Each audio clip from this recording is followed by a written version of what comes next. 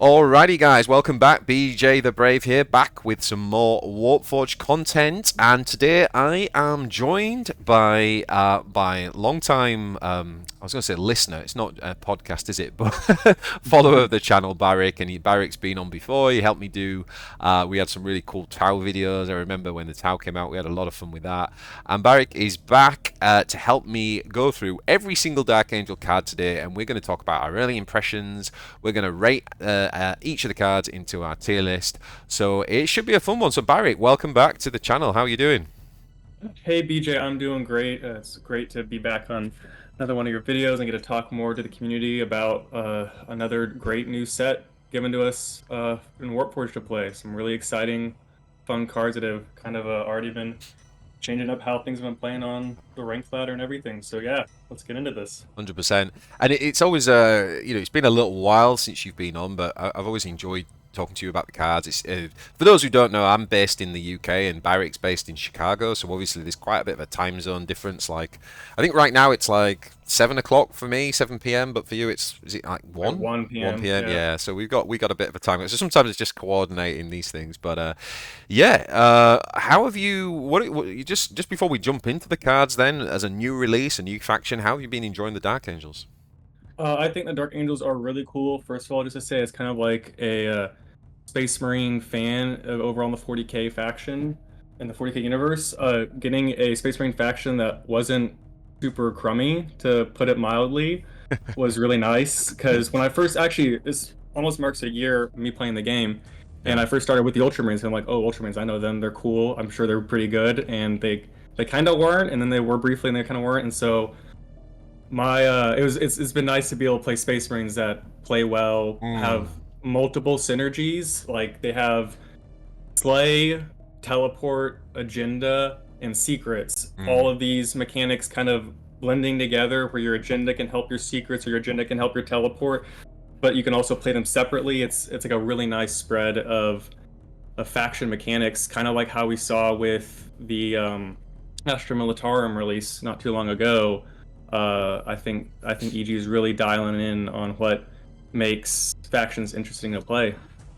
Yeah, I agree with that, and I think they're really good at this. Like, you can obviously do these themes, or you play a theme around a mechanic, but often what you find is that the best deck and the interesting deck builds are, like you say, where it is a mixture of the mechanics, and I think that's like you say, a really kind of like thumbs up to the developers, and good card design. It's definitely felt like a bit of a deck builder's dream, actually. Dark Angels, I feel like I'm scratching the surface, and there's still loads more to uncover.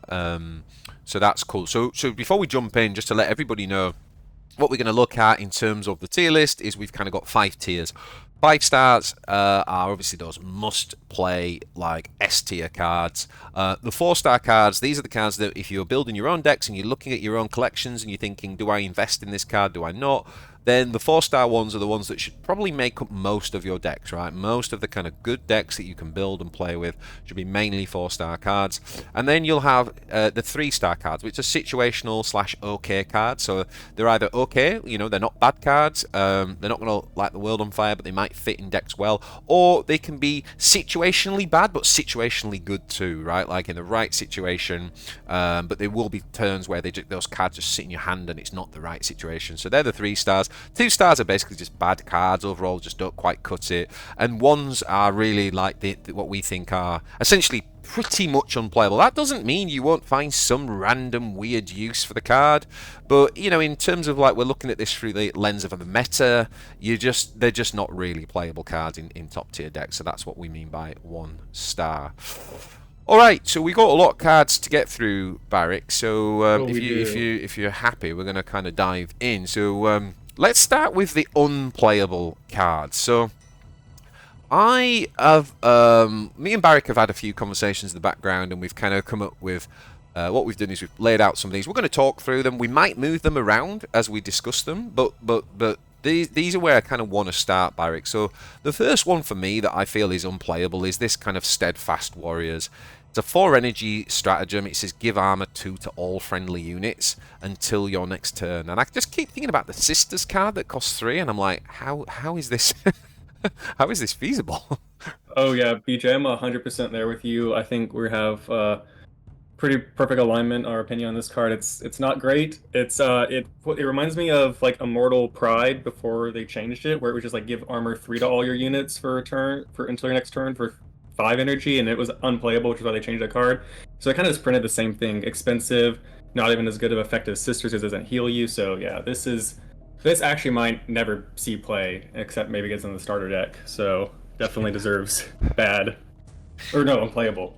Bottom tier. Yeah. If it wasn't for that Sisters card, I mean, it's weird, isn't it? Because there are turns and situations that you can imagine where if you played this, you know, imagine it's like E11, E12, and you could imagine like this sitting in your hand and and feeling a bit like what's the old Space Marine card that you used to play when you were about to lose, and the Humanity Shield. Community Shield, And yeah. it's almost like a soft Humanity Shield. Like you can imagine this could save you another turn because it is your Warlord as well.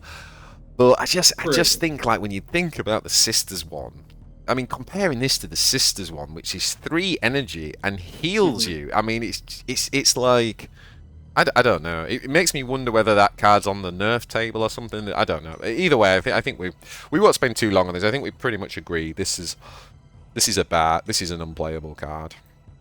The next one we've got is this one, and it's interesting because like when I first saw this card, I thought, oh, this is a nice idea. I just don't think it's good enough. Like it is a nice idea, heal and gain 1. I just wish this was like heal 3 or heal 4 even. Like I just think heal 2 is just not enough for a card, is it? Right, yeah. This card is like just severely undervalued. It is nice having cheap stratagems that could have like a kind of interesting sway boost effect to the tempo of the game, but this just doesn't cut it. I mean, heal 2, we have the card that we'll get to later, which gives 3 health to a unit as one of its options, and that's just far better for keeping units alive or troops alive. And healing 2 to your warlord for 1 energy, like it's a card out of your hand, which is probably the biggest problem that comes down to the day. Dark Angels need cards in their hand. They kind of a lot of them run through their cards fast, and 1 quest point isn't a lot of value either. So maybe yeah, just a raw numbers boost. If it was like heal 4 and 2 quest points, or heal this card, yeah, needs to provide more for its energy cost. Yeah, I kind of feel like it could almost say heal 2, put a secret in your deck, or heal 2, like put a random secret in your deck, or heal 4, gain 1, or heal 3, gain 2. I think one of those 3 options feels like a little bit more reasonable, but I just feel like this is just severely under. It's just severely under the benchmark. Right, I agree. They're definitely an unplayable card as well. Yeah, yeah. All right, so next up we have got. Now I've gone for the 6-drop here. I'm curious to see what you think about this card. I know we were kind of like debating whether we think it's bad or whether we think it's unplayable, but to me it's like. And by the way, guys, I should say as well that certainly most of my thoughts when I'm ranking these, I'm thinking about them on constructed on ladder. I'm not really thinking about draft. And obviously draft can be different, and you know, like this card is an example where it's actually probably a bit better in draft than it is in constructed. But in constructed, I just kind of look at the deck and I think, what scenario would I want to play this card for 6 energy? Then on the next turn, where for some reason my opponent hasn't removed it, but let's imagine a world where they haven't, I'm then wanting to sacrifice attacking to put a troop into stealth, and obviously this is trying to encourage us to make that a vehicle, right, to gain the 1. And I'm like thinking about the vehicles, and I'm like, it'd have to be maybe the Dreadnought, at which point in the game we're like, what are we talking about here? E10? Like, when is all this happening? Right. So, like, I just can't imagine a practical scenario where this is ever going to do what the print is trying to get you to do. What do you think? Yeah, I'm pretty much with you there as well. I maybe at first value this is a bad card because it wasn't a starter deck, and the stats, like it's a 6 range flying vehicle with 6 health, which is kind of standard for stats for vehicle, but compared definitely if our scale is the other Dark Angels cards and not just the card pool as a whole across all Warpforges, is probably an unplayable card because there's just better things you can do for 6 energy in the faction. There's far better vehicles to play. We'll get to another vehicle that has 6 health for less energy, less range, a little less range attack, but has a way better effect. And that's like, yeah, there's the stealth thing too. You think stealth is a powerful mechanic, but on something when you're sacrificing something that expensive to get that effect, it kind of loses the value compared to like Encircle the Prey or a stealth drone. So yeah, it's probably unplayable and concern of the faction as well. Yeah, and just from a general deck design perspective, something I said with its sisters, who obviously first introduced this kind of prey mechanic, which is agendas similar to prey, is you don't want it on expensive units. Like if you've spent 6 energy, you're gonna have to attack, aren't you, with that 6 range attack to keep up with the game, and to just sacrifice that to try and put something into stealth just feels like you're just falling behind, really. I don't know. All right. Next up, we got the Intercessor. Obviously, this card we can get for free from one of the Warlords from Azrael. But in terms of playing it in your deck, I did play against an Asmodai guy who, turn 1 he played this. You get 2 energy on turn 1, so he played this. He played the Warlord ability, which is also 1, and then agendaed with Asmodai, and that basically means turn 1 you put a secret into your deck, and you've got a 2/2 body on the board. So like that's the only scenario that seems even like remotely reasonable to me. But what do you think? Yeah, I honestly, when I first got my first Dark Angels deck and I tried to hop right into Unranked to test it, I think I did have these guys in here just so I was like, I'm gonna try to put a secret in my deck as fast as possible because you have Asmodai and what else are you gonna do really? Mm. Your first Dark Angels cards, but you kind of quickly realize that he doesn't like get you anywhere. Like it's one quest point, which, as we're gonna find out, is not worth a whole lot in terms of energy value. Mm. Just 1 point by itself, and the body is cleared by every warlord under the sun. So it doesn't get you anywhere in terms of tempo, except maybe denying an agenda or an agenda from another Dark Angels warlord or uh, prey from a Sisters warlord.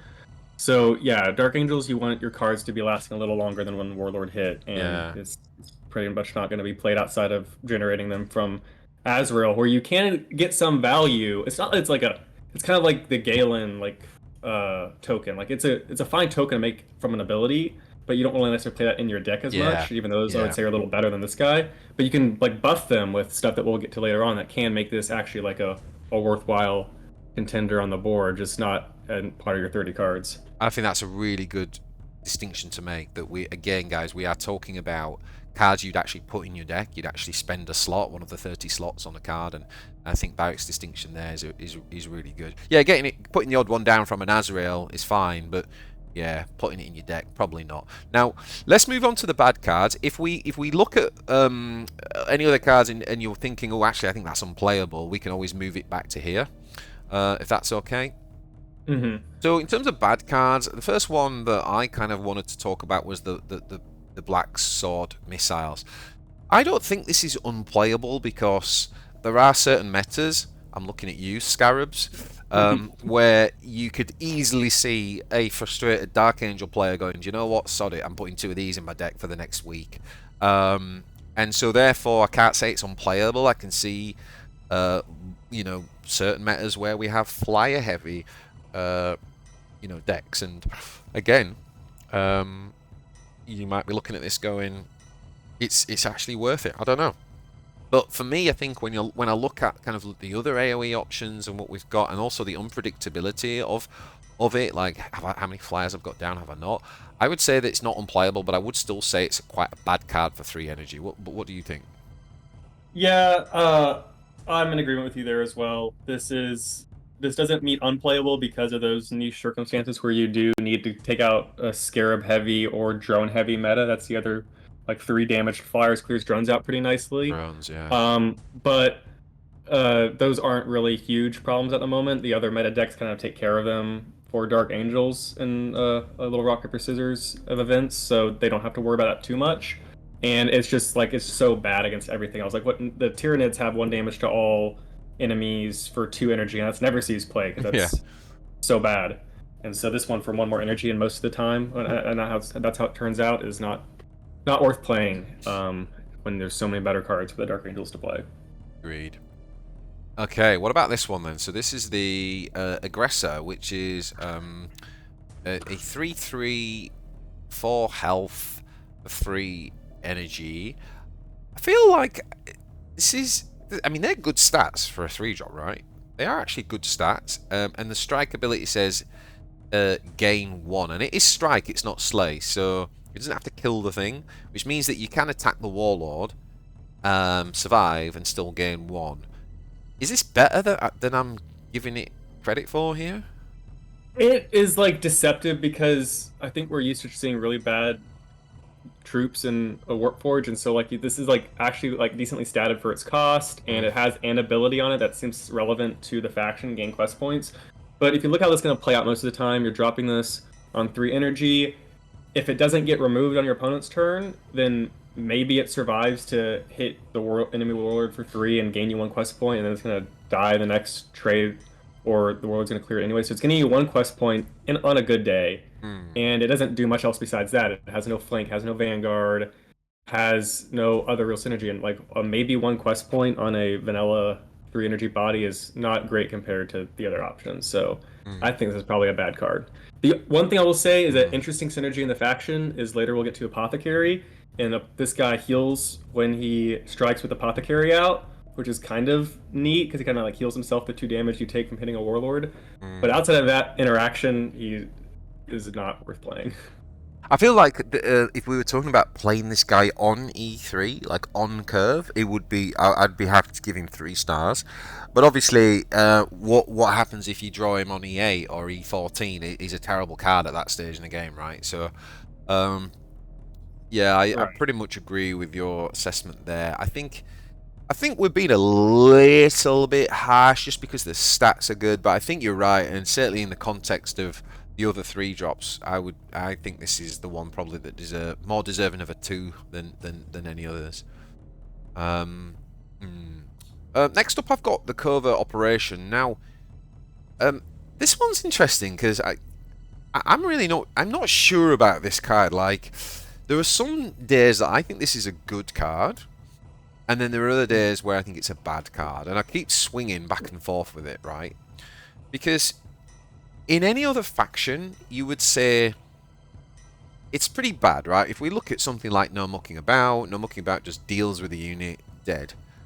But because we've got a faction where putting things on the top of your deck matters, and so when I look at this card, I go, okay, how do we benefit from this more than just removing our opponent, a powerful unit on our opponent that maybe they've spent buffing, for example. You can imagine like Tyranids have played enhanced, whatever it's called, or the armor card on it, and then you put it back. That's great, but how do we get more value by kind of like us being happy that we've put something on the top? Well, that could be a flanker, or it could be a teleporter. So it sort of feels to me that this I don't know whether I'm talking myself into that this might actually be situational.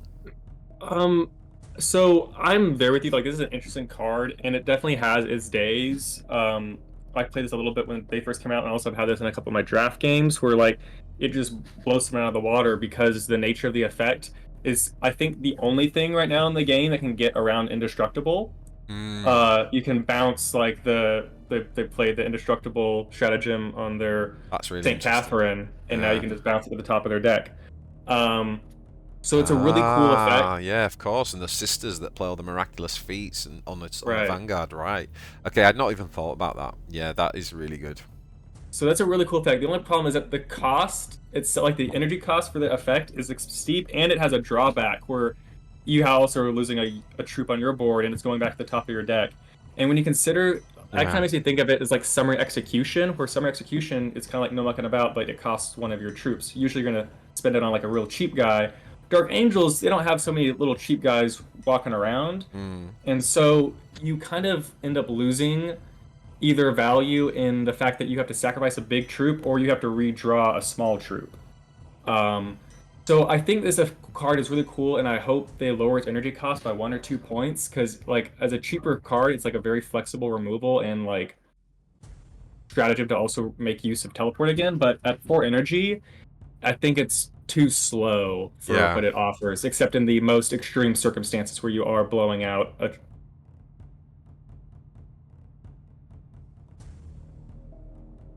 and outside of those circumstances, it's like just too expensive.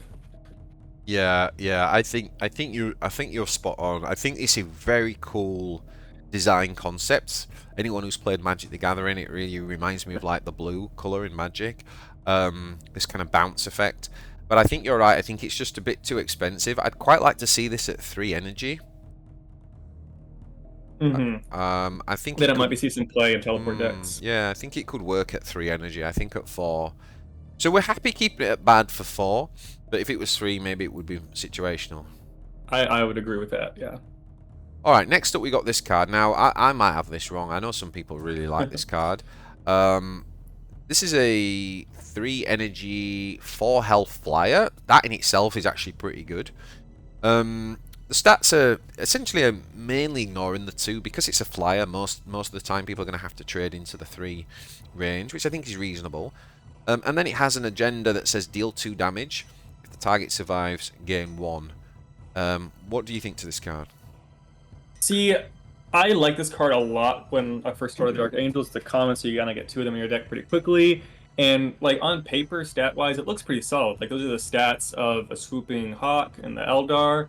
Um, yeah, this faction has synergy to buff the stats of the flying unit, which is always pretty good because you're always gonna be trading for that, or almost always trading for that larger attack value. Um, we have vehicle synergy, so it's getting support from the vehicle synergy in the faction as well, getting buff from things like Ravenwing Ancient that we'll get to later. And the effect is pretty nice because while you do only get to do 2 damage on its base stats, it's almost like you had it long range essentially. Except you can also Yeah, snipe past Vanguard, and you're gaining quest points, which isn't worth a ton, but it is all incremental value adding up. And so on paper, it's kind of like a sniper drone that I think about that yeah. can't lose long range because even if they hit it, you can still do the agenda. So I'm definitely like this card is. I wouldn't say this card is bad. Now I did have it in good earlier, and I might be following a little bit more on it because like there's still better 3 drops to play in the faction, and as the game currently sits, this stat line isn't winning you a ton of like E3 tempo plays, but it's not bad. Yeah, yeah, I kind of agree. I honestly, like, even just when we came to this, I was like, I've got this in bad, really? So I definitely don't think it's a bad card. This is the question is then, is it good or situational? I Which is this should say situational slash okay. You know, it's like Yeah. it's an okay card. I mean, compare if it was like in any other faction, I might be probably putting it in good because Hmm. it's a damage effect on a 3 drop with good stats, and it's got synergy in the faction. Are there other? Might it be cut from certain lists? Certainly, I think that's actually a big decision. I'm going through a lot of my constructed decision right now is whether to keep 2, 1, or 0 copies of this in the 3 drop slot and where to go from there because that's kind of like a pretty important tempo slot in the Dark Angels. But like, yeah, it's definitely better than other 3 drops like the aggressor we had earlier. And I don't know, BJ. Maybe it's up to you. I would say earlier this week I was like on 100% good card. Now I'm a little dipping in it, but what do you think? I think I honestly think it's a card I need to play with more. It is one of the 3 drops I've played least with. I was a bit underwhelmed when I played it. I mean, there's some factions like things like Eldar just make mincemeat out of this.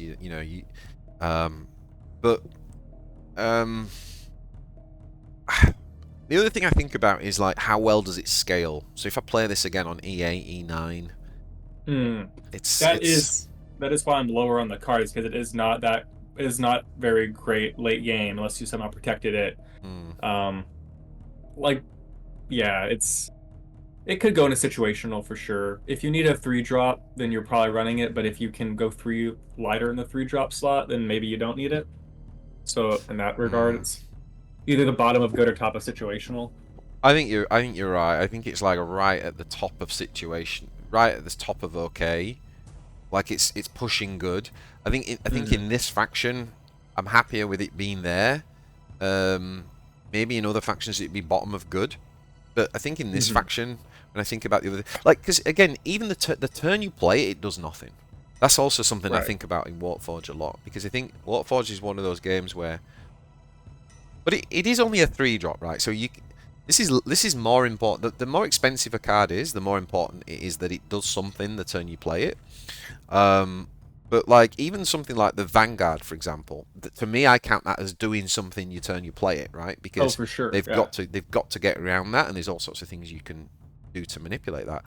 So I don't know. Let's put it at the top of situational, and then if we talk about the other 3 drops and we think it deserves good, we can always come back to it. All right. Next up, we got the Company Master. It's a 6 energy cost, 7 health, which is good.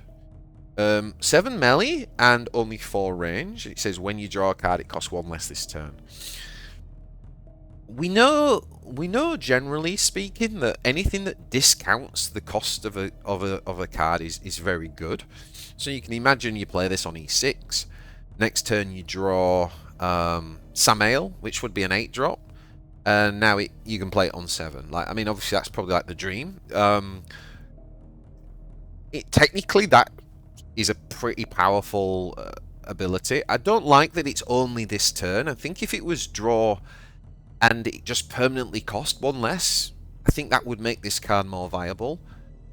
But the pressure to play it that turn is not great. I mean, you can imagine playing Belial where you trade and kill something, then you draw the card, and then you go, great, but it's discounted, but I can't use it because I haven't got any energy left. So, and I also wonder whether 4's enough at 6E to, I don't know. I feel like it's not quite there. What do you think? Yeah, I don't think this card like you're right, and this game has a tendency to you see cost reduction like this card's got to be somewhat good, right? Because reducing cost of things usually can result in powerful plays, and that's definitely true. But when I see this card, I think about immediately Cadian Castellan from the Astra Militarum, and how that card seemed kind of good on paper. Like when it came out, it's like, oh, that card's a 6/6/6 for 6 energy, so it can't be cheated. And the regiment reducing troop costs, you can activate the turn you play it, so you can even get value from it immediately. And even with all that going for it, it still doesn't really see play. No. And so this card is just slower. It can be traded into it more easily by the range flankers at that point in the game. It's 6/5 and 6 energy. A lot of people have high attack range flankers to more favorably trade with this kind of guy. And the effect doesn't do anything until your next turn, or unless it was even later in the game and you had more energy to spend on or draw spells. I do like this effect though. I kind of wish this was on like a cheaper, like a smaller kind of unit. Yeah. Like if it's like a 2 or 3 energy unit, this would be like a really good and cool card. Yeah. Kind of like a plasma sight body of sorts, and not just on this big kind of beefy troop that really hampers the potency of the effect. Well, the argument of it being on a bigger unit is that it could stick around longer, right? So that there's more chance of it maybe having a few turns where you draw and get its benefit. So I can kind of understand that. But it's just I think in practice it's just a bit too slow, isn't it? It just doesn't work really. It just doesn't work. It does not work. No. And then we got this card, which is the company champion. I love the artwork on this. This is a 5-drop, and I actually think it's got pretty reasonable stats for 5 energy, 6 health, 5/4. I think that's pretty good. And it's got this slay effect that says deal 3 damage to the enemy with the highest attack. I've got this in bad cards. There is a part of me that goes, it's not a bad card because the stats are pretty good, but and obviously if you do trigger the slay, you think you're doing 3 damage with this, but that's very good. I just think it's too slow. I think it almost is. It almost could do with camouflage. This spell. If you're gonna have a slow kind of body, slow ability like this, I feel like at least camouflage, protecting it from enemy spells, might give it a chance. But what do you think? Right. Yeah. No. This is a cool group. I think. It does remind me of the Master of Slaughter from Chaos. It's a little more expensive, has a little slightly improved stats, but for the cost at that point in the game, this is probably getting traded by a ranged flanker. It's probably not surviving to get to attack with its slay. Yeah.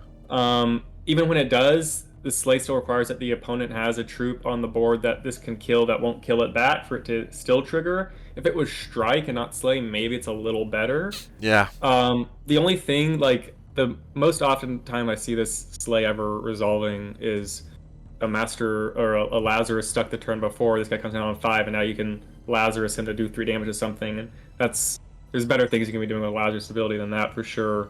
Oh yeah, of course, it And triggers that, doesn't it? that's yeah. This guy like the ability also it's not even random. It is like a target highest attack kind of like Predator from Ultramarines. So that's like good that they're like thinking of these texts to make these cards like less terrible.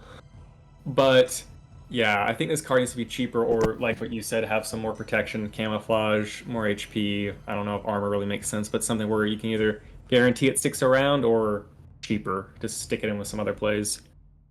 Yeah, yeah. Yeah, I agree. All right, well, let's have a look at move on to our OK cards, our kind of situational. We've already said we think Speeder belongs up there, and if there's any that we think actually should be relegated to bad, we can do that. All right, so starting at the situational then. So the first one I've got on here, and I think this might be a bit controversial, but I've actually got the Ravenwing Ancient. Now, the reason why I've put it in OK is that obviously a 5 range flanker is good, right? Like that is good because you can come on and essentially deal 5 damage. But for me, I would say that it's quite expensive for that ability, right? Like we've already got a 4 energy flanker that can do 5 damage on flank. Its health isn't good, so it's not even like you're expecting this to, necessarily survive if it's using its 5 to trade with anything, big that needs 5 essentially. Like if it doesn't need 5, then why not just use a cheaper flanker, if that makes sense? So like I just feel like, am I just using this as am I paying 5e for just a 5 flank removal? But then I'm like, I think about the Orc one, for example. Because that's the card that I can kind of compare it to a little bit. And obviously the Orc one, which name is it? What's the name of that one? Is it the Boomdacker Snazwagon? That's a Snazwagon, yeah. So the Snazwagon on again in a vacuum looks worse because you think, oh, it blows up and it hurts. It's got all that stuff. But when I think about the Orc decks, the Orc control decks, where I've often run one Snazwagon, there's 2 things I would say it does that this doesn't do. So the first thing it does is it has great synergy with the defense stratagem, right, where you can play it for 2 less. And what that means is that you've got a 5 energy flanker that you can play on turn 2 in the Orcs, and sometimes that's pivotal in control. It also scales really well because in those like late game fatigue Gazgul type control decks, obviously you can play it out with the Tide ability. You can play 2 of them on 10, giving you another really good kind of turn of removal. So I would actually say that the Snazwagon, for my money, is better than this card. And even the Snazwagon I'd probably only put towards the top of situational. I don't see that I could give this card 5 stars. What's your thoughts on it? Well, BJ, you certainly make a good argument against the card, and that kind of makes me a little sad because I've been rocking 2 of these in most of my decks since Dark Angels came out, if only because I'm a little poor at the moment and haven't found Talon Master in all of my packs. About the only good legend that's eluded me, so I kind of have to run this guy as my 5 energy flanker. But I mean, I made the comparison to Snazwagon in my mind, and I made it to Doom Scythe in the Necrons. And I like this card because it's 5 damage in range for its E cost, which isn't S tier for sure, but it's always like kind of at that price, at like a price premium point break even for the Warpforge game and a lot of factions. And this guy scales up when he's usually going to clear something. And if he lives, he's getting his +1/+1, so he's going to have trade only for at least 4, if not 6 damage. And this also the point where you play him on E5 or E6 or E7 with a buff or whatever from a warlord power, he is clearing most of the troops that might be a problem at that point in the game, like especially all the 0 ranged attack armored units that are around, like the knights, the Deathwing Knights, and the Lich Guards. And it's very good against them. Yeah, it's very good against them.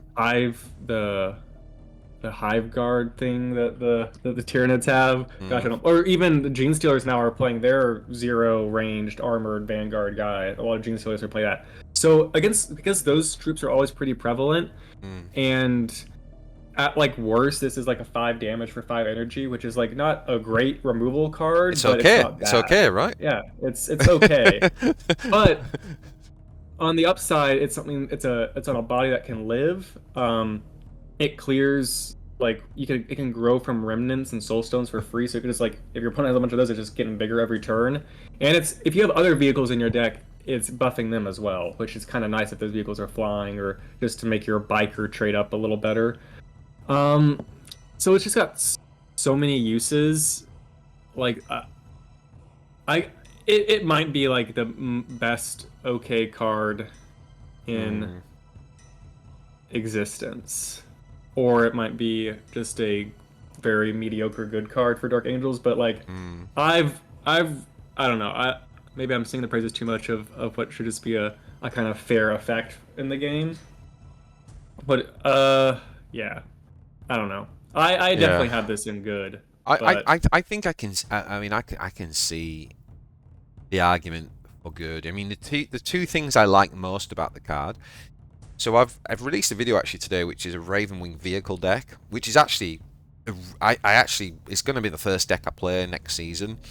I'm trying to not experiment too much because it's like the last few days, and I just want to kind of play the decks that I know are good now and just try and post a good score.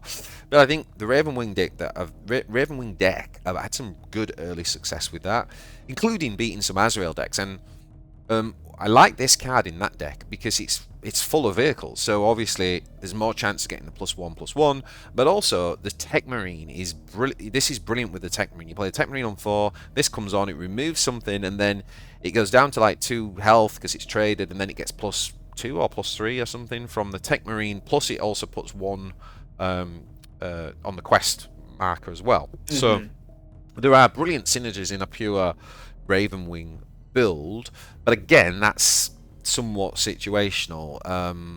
But I think you made some. Oh, and the other thing that I think is good about it is, when you do get the Talon Master, I mean that card is exceptional. Like that card is very good. Like that's a card that Right. I underestimated big time when I first saw it, and I'm realizing it. I think it might be the best. It's one of the best cards in the faction.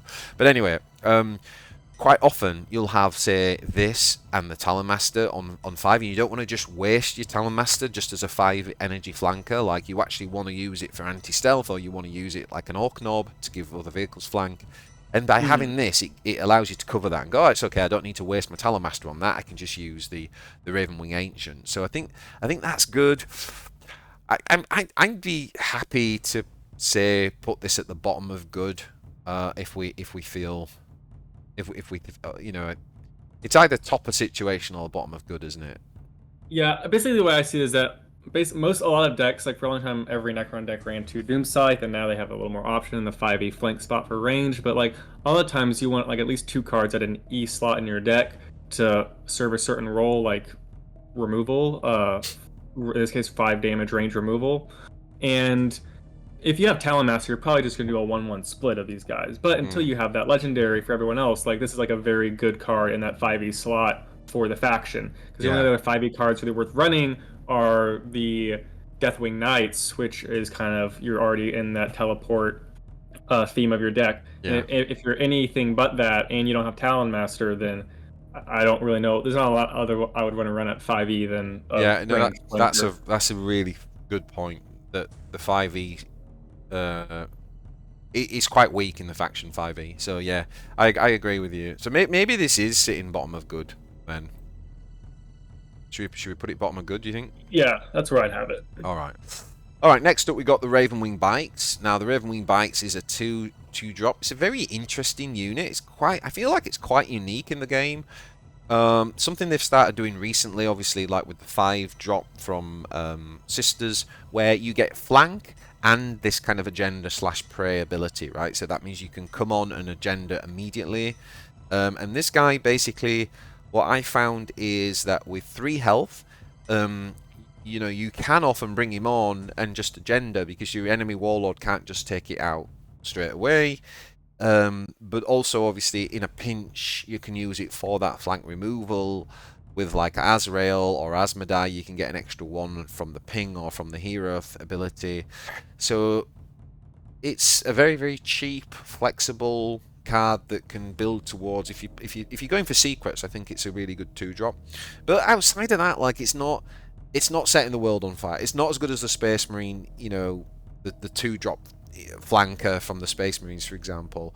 So I just kind of wouldn't say it's a bad card, but I don't think it's a good card either. But what do you think? Yeah, I might actually think I have a lot to say on this because including this card in my list now has been a big contention point in my own mind the last couple of days, and so maybe I'll say what I have to think about this, and then maybe I'll let you decide if it still belongs in situational or okay versus good. Um, so starting out, this faction for like proactive 2-drops that you can play in this faction, there's really only Payman and Taman 3 and 4 and Ravenwing Bikes. Those are the only you only have up to 6 copies of 2-drops. And for Azrael, which is kind of like the most popular deck at the moment in the faction, you going second, you almost always want a proactive 2-drop play, except in very outside of certain matchups. So in that case, which is most of Dark Angels, this card is pretty good. The other case that doesn't need that as much as Asmodai, because you can use your ping to help you in the early game, clear units. You don't need as much proactive plays. But in Asmodai, you're usually building quest points, and so this is very good when you're trying to build quest points too, because it's a little versatile quest point maker, but also can help you trade for tempo. Mm. Belial, I have almost no experience with, so I don't know what to speak much there, but I will say that you kind of probably want cheaper cards with Belial because you have so much card advantage. This is a cheap card that you can play out for value or for tempo in the early game. So it seems across all 3 warlords, most of their play styles are kind of want a card like this in them, whether it's 1 or 2 copies. It's maybe up to the deck list in specific. And also, this card has synergies with the vehicle stuff in the faction, like whether it be Ravenwing Ancient or Tech Marine.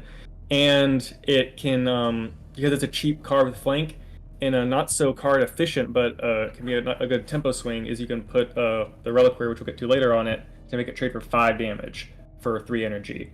Kind of like a quick little build your own 5 damage remover. So it's very versatile, and I think it fits in a lot of what the Warlords want to be doing right now. But it's like it's not like the most impressive card. Like the stats are kind of meh, worse than the Reaver, and not everyone really cares about quest points. So yeah, it's well after that being said, what do you think, BJ? Still feels to me like we're saying it's okay. like Okay. it's not bad. It feels like an okay card that is very playable. Like in terms of the impact it has on the game when you play it, it's like okay. It's very rare. There's been the odd occasion where I've really needed to remove something, and I can just squeeze it in because it's cheap and it removes. I agree with what you're saying with the other warlords. There's like the cost of it, I think, is the thing that makes it very playable. I just don't know whether it's. I just don't know whether it's like. I just don't know whether it's good. I guess the question is, what else could you get away with giving it for 2 energy, before it would become like slightly broken, right? Like, I think if it either had like a 3-1 stat line or a 2-2 stat line, that would be a push definitely into probably like for certain good. I think if it starts dealing 3 damage and has an agenda, so it's just like a Reaver but better, then that's probably like pushing S tier maybe.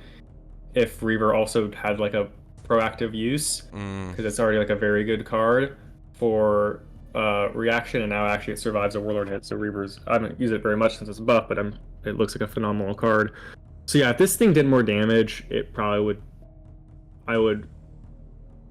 definitely put it in good. But yeah, like it does run you down a card when you play it. That's probably the worst thing for it, is that it doesn't really get you card advantage, and it's usually not trading up for sure. So it gains you tempo which is I think is pretty important for the faction early game, but it is kind of losing you card advantage. Yeah, it's not a terrible card to draw later in the game because, like with flank, obviously you can always make use of flank. Yeah, I don't know. I'm quite on the fence after that discussion. Like, I could see it being, I could see another argument for it being in good. I just don't know. Just don't know. Maybe it is good. It's really on the fence, isn't it?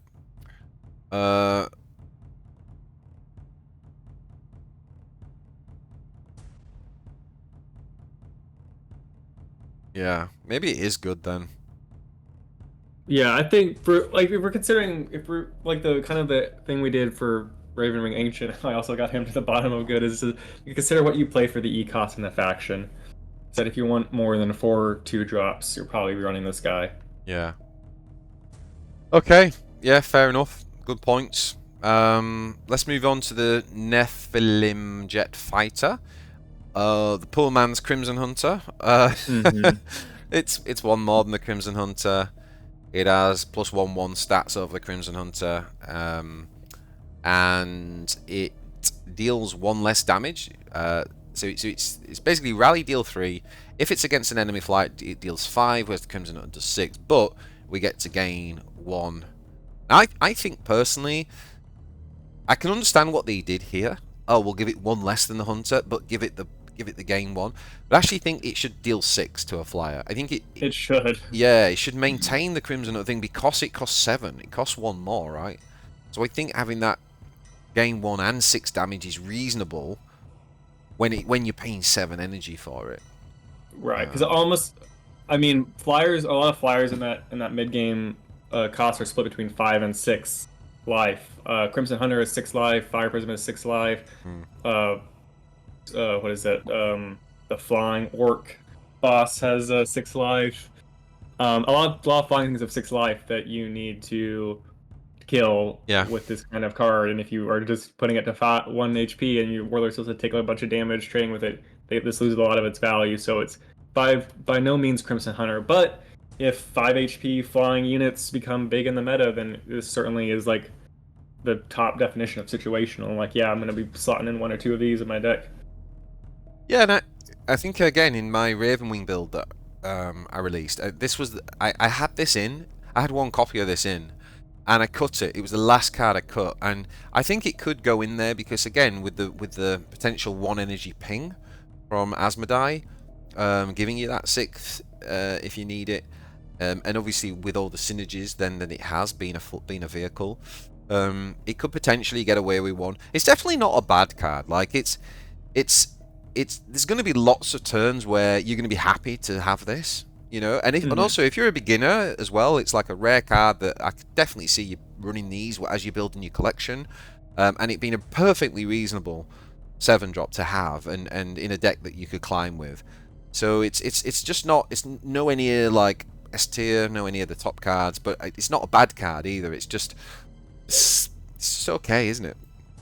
Yeah, pretty just okay. I would agree. Yeah. All right. Now we've got the card draw. The faction, almost every faction has this sort of like 3 energy card draw. Draw 2 cards, and then you get some sort of buff. Well, this one is for each troop that gets drawn, you gain 1 quest. What do you think to this? Yeah. So this is, I don't really like this like cycle of cards across the factions. I think it is kind of boring, and these cards are often not played in their respective factions. The only ones I can really think of being is like the Chaos one and I guess the Tau one because it's specifically for battle suits. But other than that, not a big fan of this type of card. Now, the Dark Angels, they do need their card advantage in most builds, especially if you're running low to the ground, which they can support with their high quality of low to the ground cards. So this might be one of the cards you run for card advantage in that case. The thing is that I think draw 2 for 3 is like a bad deal for energy. Like you need a better effect on it for that to be worth something. And the potential to maybe gain 1 or 2 quest points is definitely not worth the slack compared to the Ultramarines draw 2 for 2, or heck, the Eldar now have their modular draw two, or make a guy, or get two resources that are actually worth more than a quest point. I think soul stones are definitely worth more than a quest point. So yeah, this needs to either have like I don't know, two energy might be a little push, but this needs to have offer a little more for its increased cost for it to So, really be great. so I agree. There's two things I want to say on that. So I agree with that last bit that you just said. I wonder whether it could drop the for each troop drawn. I wonder if it could just be for each card drawn, it gets +1. I don't know. But everything you said there in a vacuum is absolutely correct. The only thing I think you've got to do is you've got to put this card in context.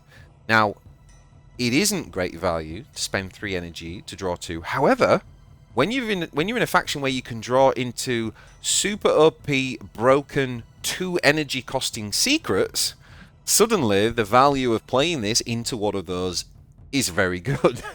Now again, there's no guarantee and blah blah blah, but you see where I'm going. Similarly, it's turn 9, you play this into a teleport unit.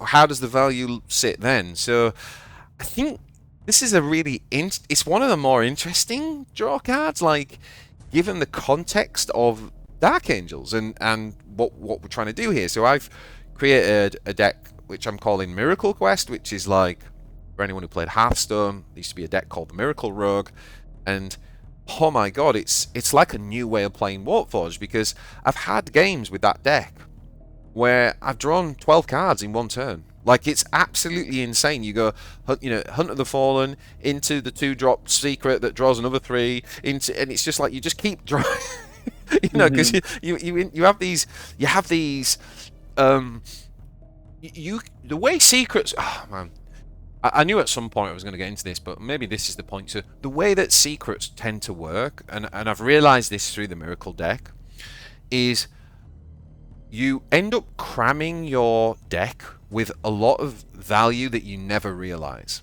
right?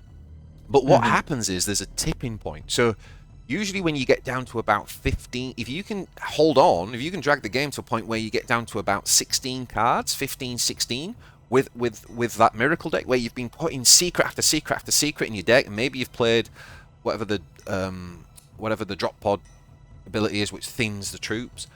What happens is you reach this tipping point where you will suddenly catch your opponent up. So it'll look like you've got 20 cards and they've only got 14.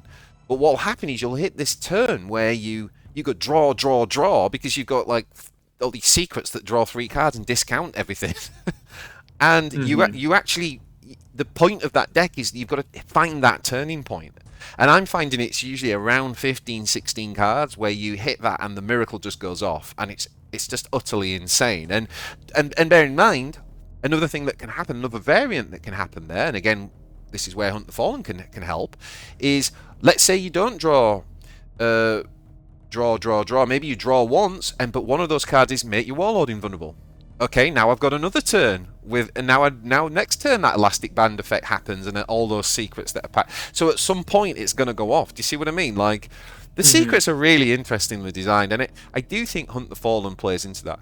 The other one, the other deck where I am running this is I'm trying it in the Ravenwing build. So again, in the Ravenwing deck, a video that I did, I kind of built it originally without this card, and then I actually put two back in. And again, it's something I want to test at the start of the new season, whether to have this in the deck or not, because I do find that with Asmodai, you often will run out of value towards the end of your curve, whereas like Azrael's just got all these beefy units. He kind of never runs out of value. You're not worried about only having 1 or 2 cards left in your hand with Azrael, whereas I think with Asmodai you need to refuel. You need a way of doing that. And so I think all that is to say that these 3 drops in many factions are quite bad. I would say like the Tuned one's bad, for example. But I feel like in the context of Dark Angels, I'm happy to kind of give this a 3-star rather than a 2-star. Oh no, I think that's totally fair for, especially because you painted an excellent situation with your Miracle Secrets deck of where this is situation like a really game winning and game and advancing card to play for your outs. and I might have to try that. I definitely do want those kind of decks to have more of a place in this game. I think that would be even more feasible if things like Company Master were like a little cheap guy, so you could then play the cheap guy into the draw two. Now your cards cost less that you just drew, helping that little cycle of stuff Yes, yeah. give it more support. But yeah, already I guess there is a lot of draw power in the secrets themselves, so Mm. chaining that together gives it a pretty good situation for Hunt to be a good card in those, but other situational otherwise. Oh man, we could probably just talk about deck building and secrets forever, because I think there's loads to say on that type of deck. But I feel like I don't know. Maybe that's one for another. Oh, my son just popped in on screen there. Maybe that's one for another conversation. Hmm. All right. What about the chaplain then? So the chaplain is a 3-drop, 3/3/3 across the board. So kind of nice, those rounded stats. Generally, what I find with these types of stats is like it's decent, but you have to. Oh, hold up a second. Let's just put that back on. Go. Generally, what I find is it has to have a good effect. You know, you can think about like the Tau one, can't you? The Vanguard Hmm. infantry, and it's not quite good enough. But the effect with that, where it can be good enough, is if you're running Devilfish, for example, because now it can be a 3/3/3 with flank and things like that.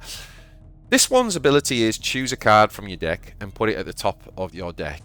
Now, I'm wondering whether this is a card that's for Belial.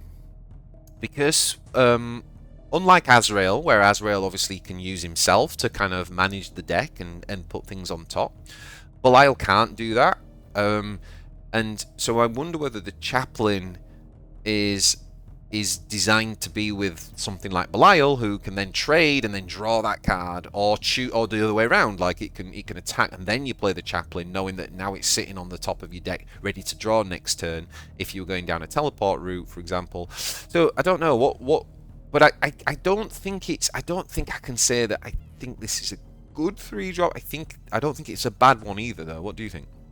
Yeah, I think maybe the final work is still up in there over what the player base generally thinks about these top effects and what their actual impact is. I wish we had better uh, collection data to Mm, get better insights into this. But like what I see is the body is like super plain vanilla for the cost. The effect in other factions, I would say not very powerful. In this faction, we care about getting things to the top of our deck, whether it be a teleport card or a secret that we just made. yeah. Or just, I mean, toolbox top decking any kind of answer for the board is also helpful. So it definitely has its uses in this faction. Um, I think there's even been an argument because I know another top deck card, Inner Circle, is played on a lot of lists that it's even worth playing these effects and like redundancy in Azrael, whereas Yeah. some decks that don't even build towards secrets so much might not want them. Belial, like I said, I don't have a ton of experience with him. I can definitely see this being useful though, because if you are running teleport, which I think is pretty strong for this faction to be wanting to run in most of their builds, then yeah, putting that to the top when you don't have your Azrael agenda is super helpful. But it kind of depends like what your deck is doing, and I don't think every deck wants to run these guys. There might even be better ones later down, like the captain for like the stat value you get for the cost. So I think situational is probably a fair place to leave this guy. I think this could go up in the future though. Who knows? Maybe it is worth it to have like a super consistent deck plan with like these kind of worst cards you play in the middle turns to Mm. get there. Maybe that is the case, but I think right now, like again, the 3-drop slot is kind of crammed for value in a lot of builds, so you kind of don't want to be running just a kind of plain card like that. Whereas maybe if it turns out later on that you don't have a lot of 3-drops, maybe this guy is just something you put in your 3-drop slot to give you more consistency. Yeah, interestingly, what I'm wondering with the Chaplain is whether he's actually not good for teleport decks. Like, if you think about teleporting, there's only one 4-drop that's a teleporter. So Hmm. the big ones are like 5, 6, and 9, maybe 7 if you run that one. But do you really want to play this guy the turn before those? Do you want to play this guy on turn 5 so that your Strike Master comes out? No, you don't. So, like, I kind of feel like I kind of wonder whether the point of the chaplain is like in either in a deck where hitting curve is really important, like you mustn't miss your 4-drop on 4.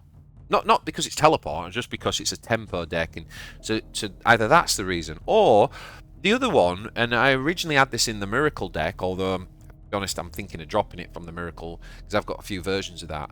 But the idea in the Miracle deck was again that Chaplain's actually good quite late game, because once we've played, got stacked the deck full of secrets and we've kind of filtered through some of our troops and everything, Chaplain can then help us to find a secret.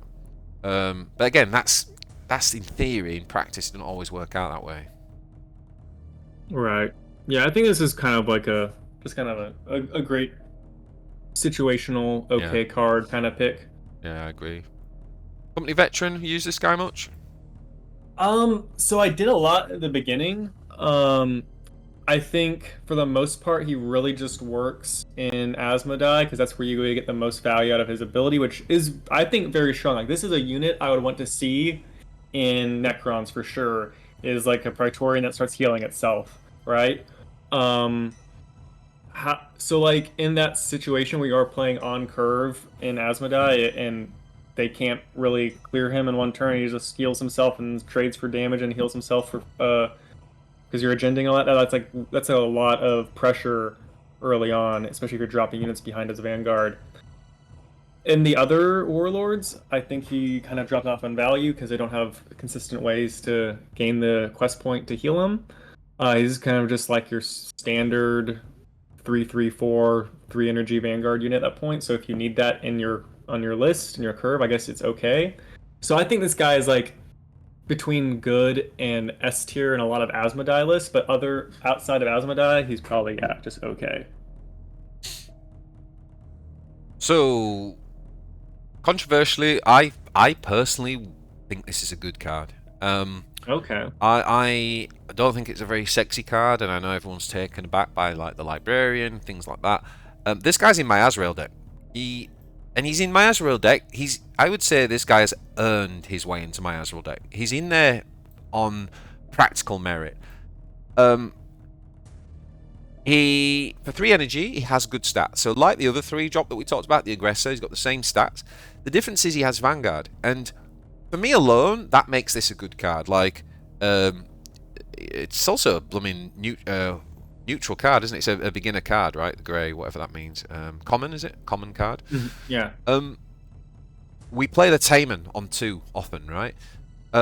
What often happens when you play a Taman is your opponent doesn't develop because they don't want to get taken out, or they play a stealth unit themselves to counter your stealth.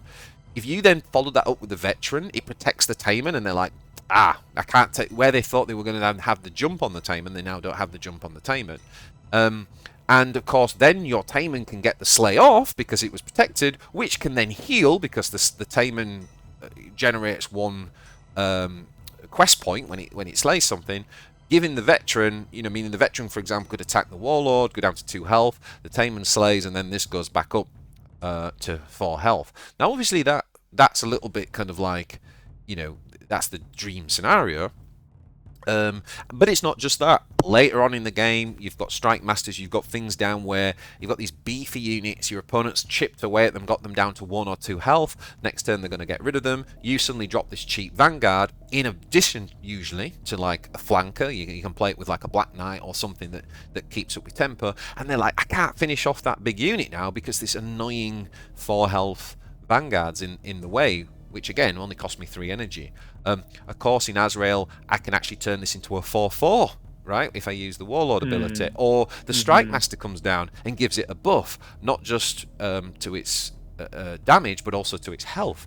So I've actually found this is fantastic in my Azrael deck. I've much preferred it over the Librarian, which I think often just it looks great on paper but just gets traded with badly. It's harder to cheat the trade on this, and even if they trade with this, it's done its job, that it's protected something else. So I'm actually really up on this card. I've got nothing bad to say about it. I think, like, I agree with what you said, like the Asmodai stuff, that's almost like the icing on the cake. If you can start triggering the heal stuff and everything, brilliant.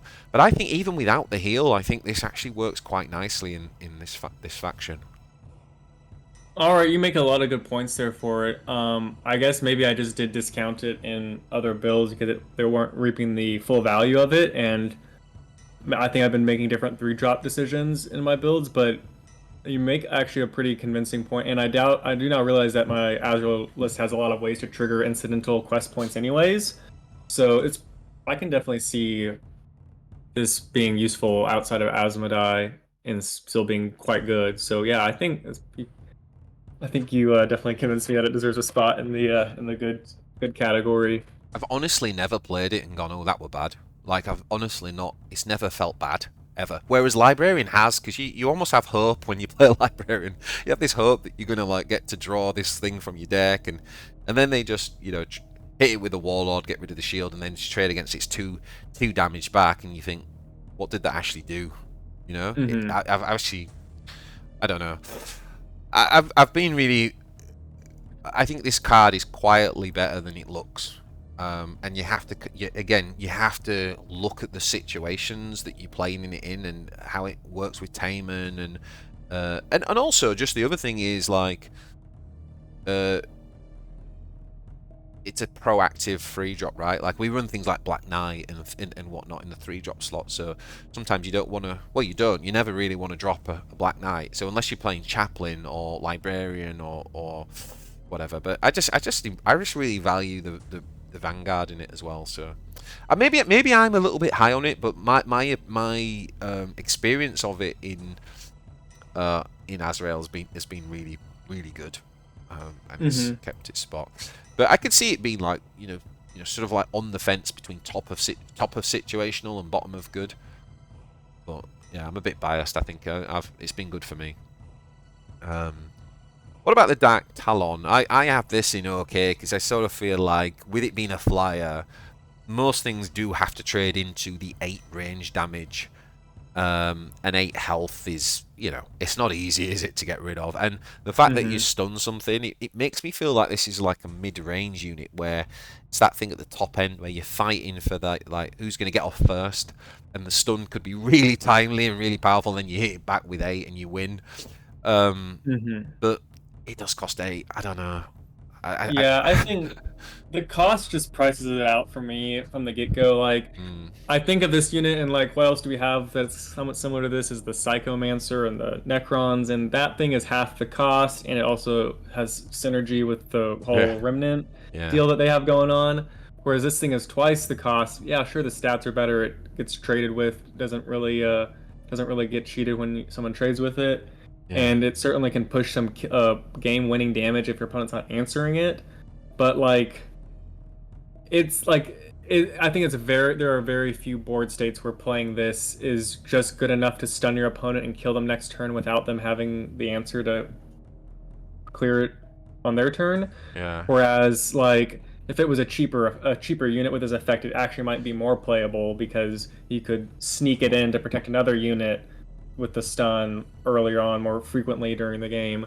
So I probably had this card in bad, honestly. It's just so expensive. It reminds me of like what was the Cold Star battle suit for the Tau when it first came out? I mean, still now it got a little buff, but like that card was something that looked kind of cool, but it never really got played because it's just an expensive flying unit that does very little when it comes into play.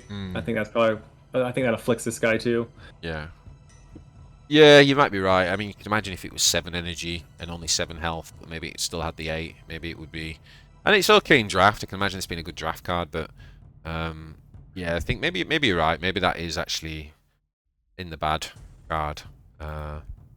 Okay, let's move that down one. Secret Agenda. Yeah, I quite like this card. I kind of like these cards where you just basically, rather than the quest where you're chipping away 1 quest point, 2, 3, it just gives you a secret, just puts one in.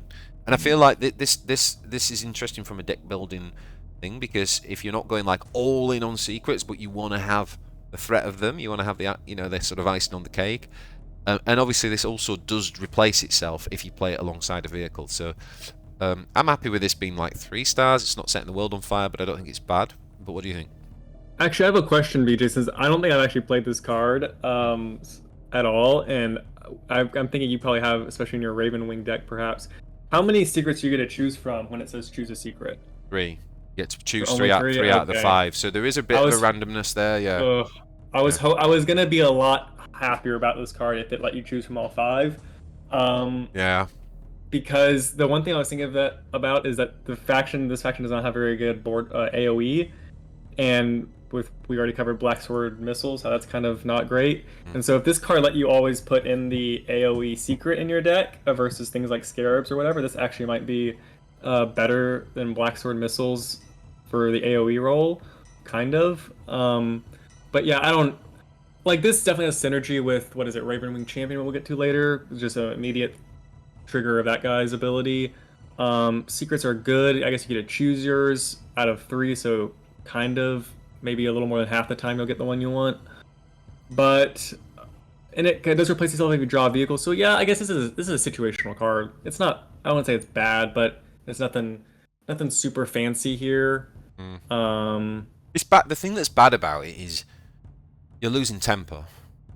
yeah. You're losing tempo. I mean, yes, even if it replaces itself, you're not losing value, but you're losing tempo. And like you say, you might not get the secret you want. Although what I do like is the fact that you choose one. What I found is like there are certain matchups where you go, in this matchup, I really need the AoE. In this matchup, I just need to survive. I want the invulnerable. In this matchup, I'm going to go for the draw. So it's kind of like, I do like that it gives you a bit of control over what you put in. And again, I have run this in a few decks, but you're right. Like there are situations where it does feel a bit bad, like it's just not really done at anything. But then there's been other situations where it's been really good, and that I've deliberately put that card in and then got it. So I don't know. I would call it like low good, top high situational if it put the secret like in your top 4 or 5 cards in your Yeah, deck. So like yeah, you knew you were gonna get it in the next couple turns. yeah, Because this secret could go to the bottom half of your deck you never even see yeah. half the time. I have a hard time rating it anywhere better than maybe situational on a good day. Yeah, yeah. I agree with that. That putting it in the top 5 would be great. I also can imagine like it would be really cool if this had almost like Necron synergy. You know, the artifacts. So, because it kind of Hmm. reminds me of hyperlogical. Like one of the things that makes hyperlogical really good is not just the fact that you then get to choose a card that's relevant to the situation. It's the fact that by playing it as a spell, it has extra synergy, right? Like that can trigger a scarab thing or a plasmancer or a heal or some, you know, a resurrection.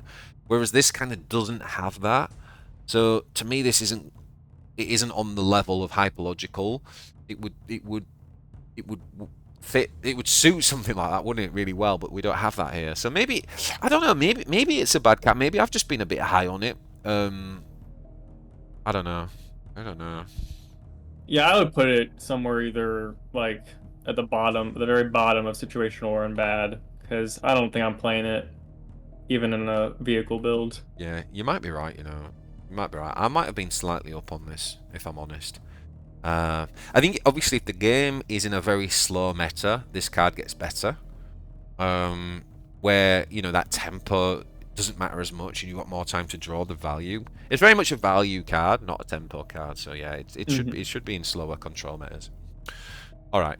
Next up, we got the Deathwing Champion. Now this card is quite divisive. I've noticed in the community. This has had a lot of talk, and obviously it's got fast, and fast is very rare in the game. We all know that the Orc Warbike is one of the best units in the game. It's in all the Orc decks, and fast is one of the reasons that makes it really good.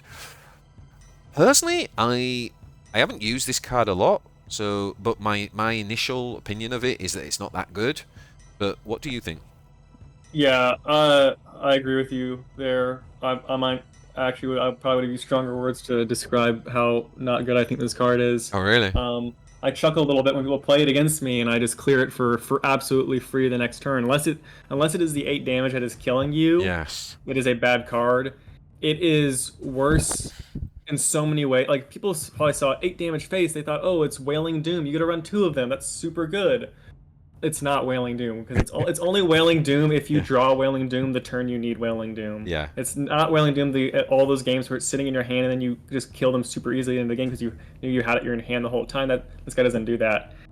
He doesn't what is it? Even playing like he doesn't getting to trigger the teleport multiple times in a turn doesn't even help that much because you getting fast more than once doesn't like give you a lot of value unlike the other guys.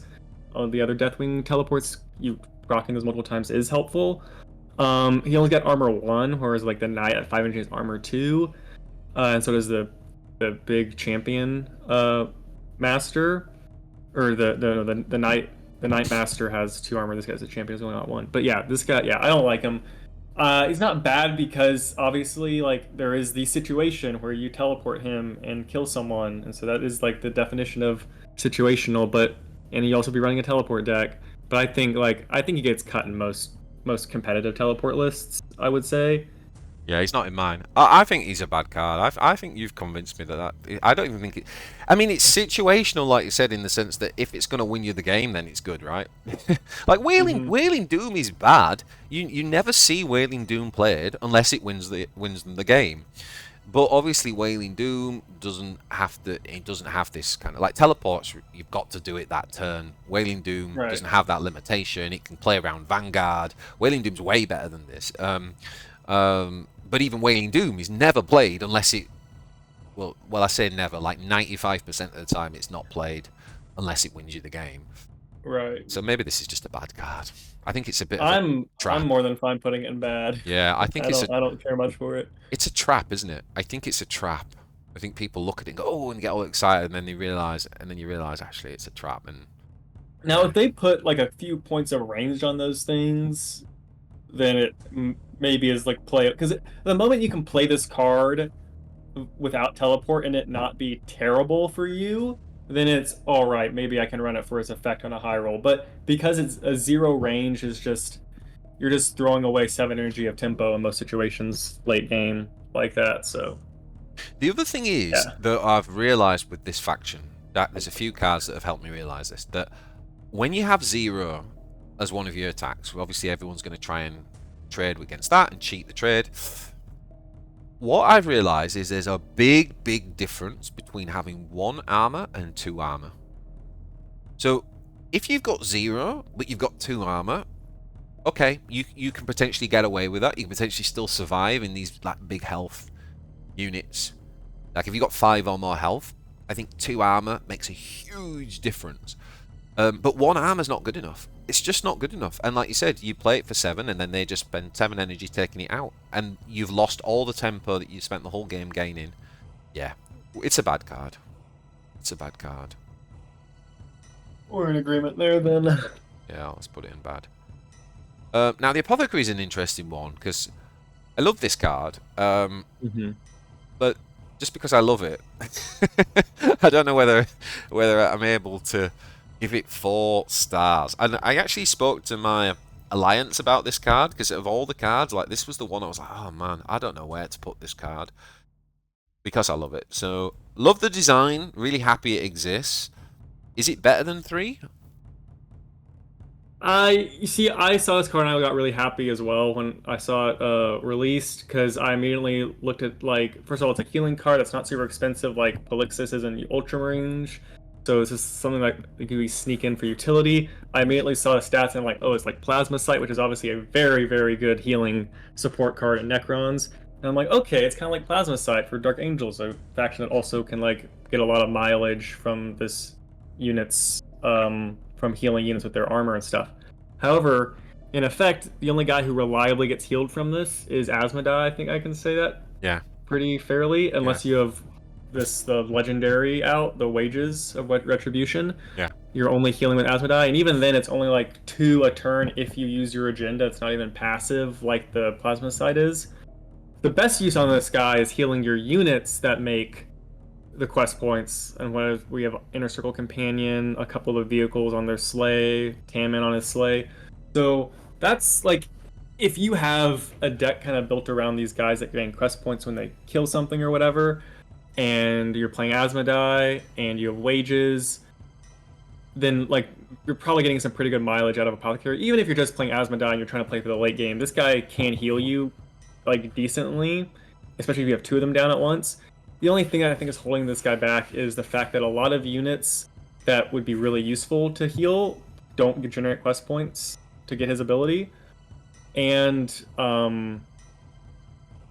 he the stats like are kind of free to trade against. Mm. And oh yeah, and the stratagems that make quest points like Asmodee's ping power and Ezekiel's talent and the 2 damage stratagem. A lot of these stratagems that gain you quest points, they don't contribute as your warlord making those quest points, so they don't heal you your warlord. So I think if like a lot of little things got like changed around to synergize better with this guy, he would definitely be a good, maybe even S tier card. But I think in a lot of situations the synergy is not there, which I think is why he's only situationally pretty good. Yeah, yep, I agree. I've nothing else to add. I think you literally covered every point I thought on that. I think you nailed it.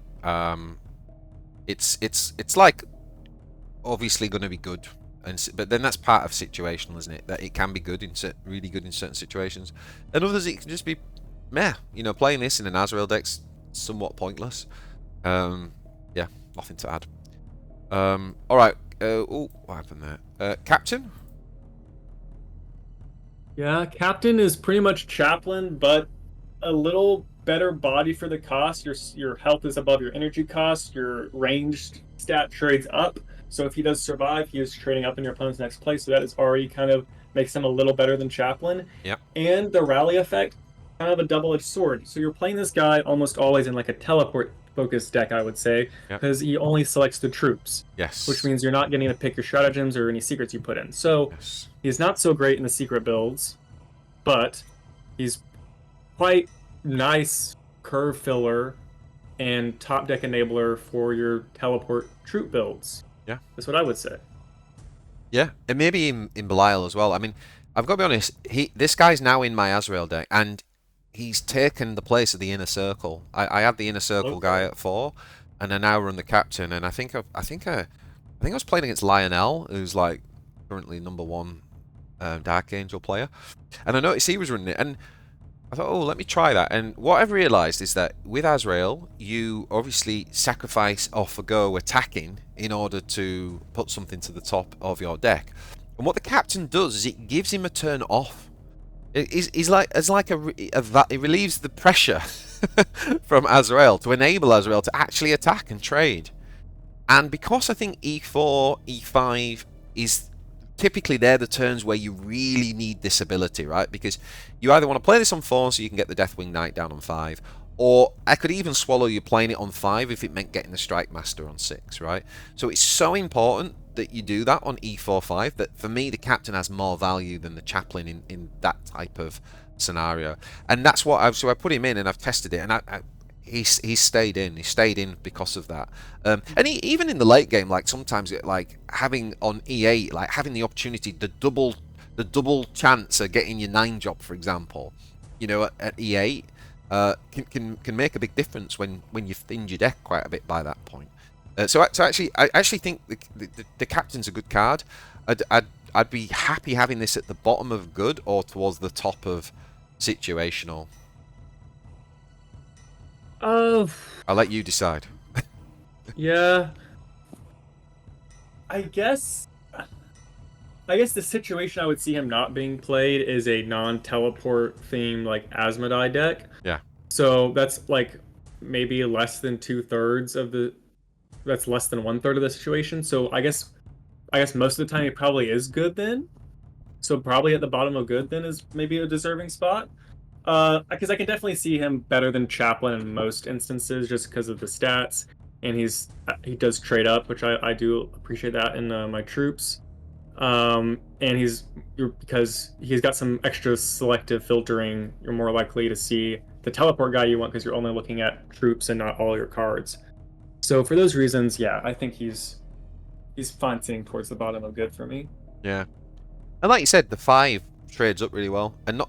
God forbid you actually play Azrael's ability on and make it a 4/6. You know, oh yeah, that's a real.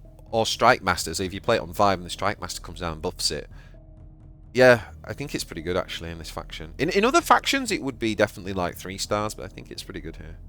Well, because this faction top decking is super important. Yeah, yeah. Okay, another card that's interesting. Have you played Stubborn Defense much? What do you think to this one? This has probably been something I picked up in maybe a couple draft games, and like, it's what is it? It's Legacy of Vengeance, but a Yeah, little better because it can go in a troop. yeah.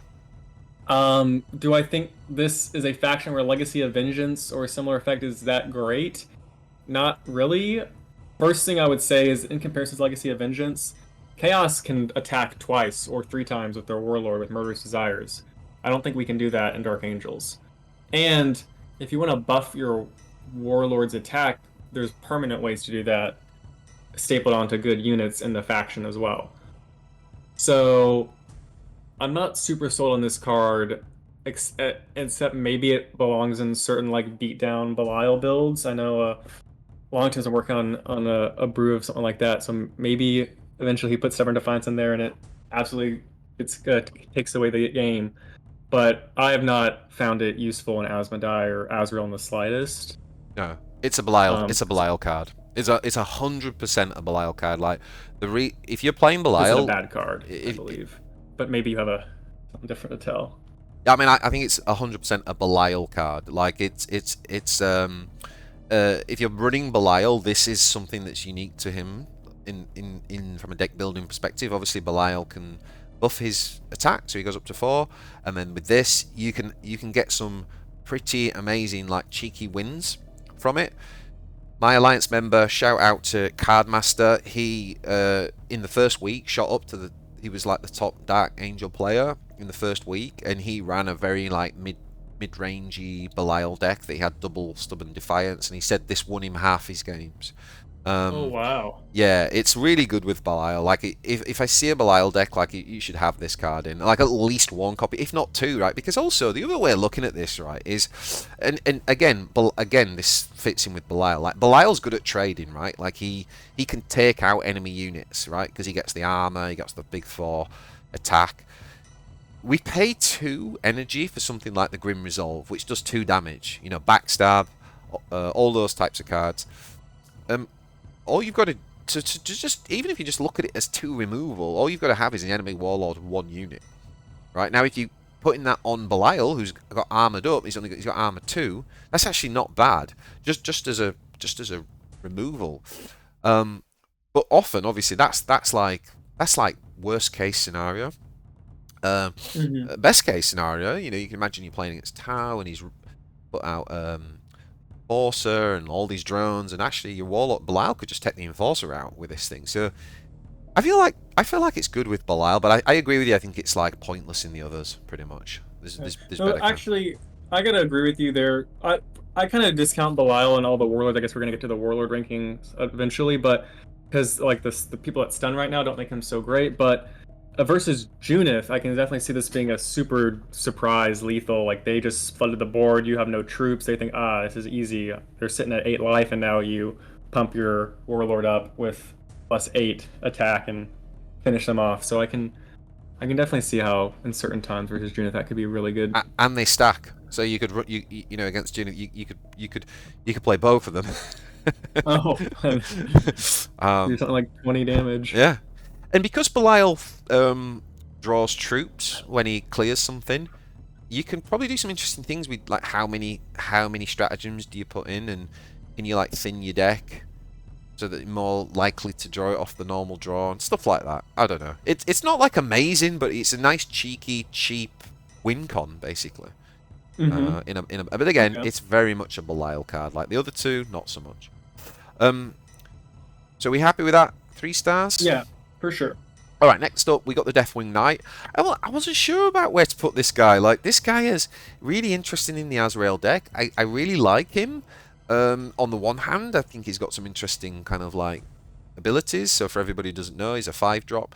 And if he triggers Teleport, which you really need to do with this guy, he comes down. Not only has he got Armor 2, which, as I already said earlier, I think that's really important when you've got 0. You need Armor 2. But the other thing is that it gains Vanguard and attacks by itself if the teleport triggers. Now, equally, I have lost some games with Azrael because of this card, I think. So, like, those 6E flankers, like the GSC one that comes on with 6 range and puts a Sabotage card in your hand, that's such a horrible tempo swing because you've now got to spend energy getting rid of the Sabotage as well as the horrible trade. And I guess you could say Squigbug is similar. Yeah. So he has had some games where he's cost me a little bit, but obviously he's had some games where he's just dominated as well. So I felt like I could easily put him in good, but then I thought actually he's situationally bad as well. So I feel like somewhere towards the top of situational for me. What do you think? Yeah, I think this is like I think I would actually leave him right there at the very top of situational because situationally this card is winning you the games and what Yeah, is right now yeah. one of the top deck for Dark Angels is teleport synergies, either with Azrael or one of the other warlords, but regardless you're playing teleport and you're probably playing this guy. It's even better in Azrael because you can be buffing his low stat pretty easily if he's that Mm, cheap to not be trading for free.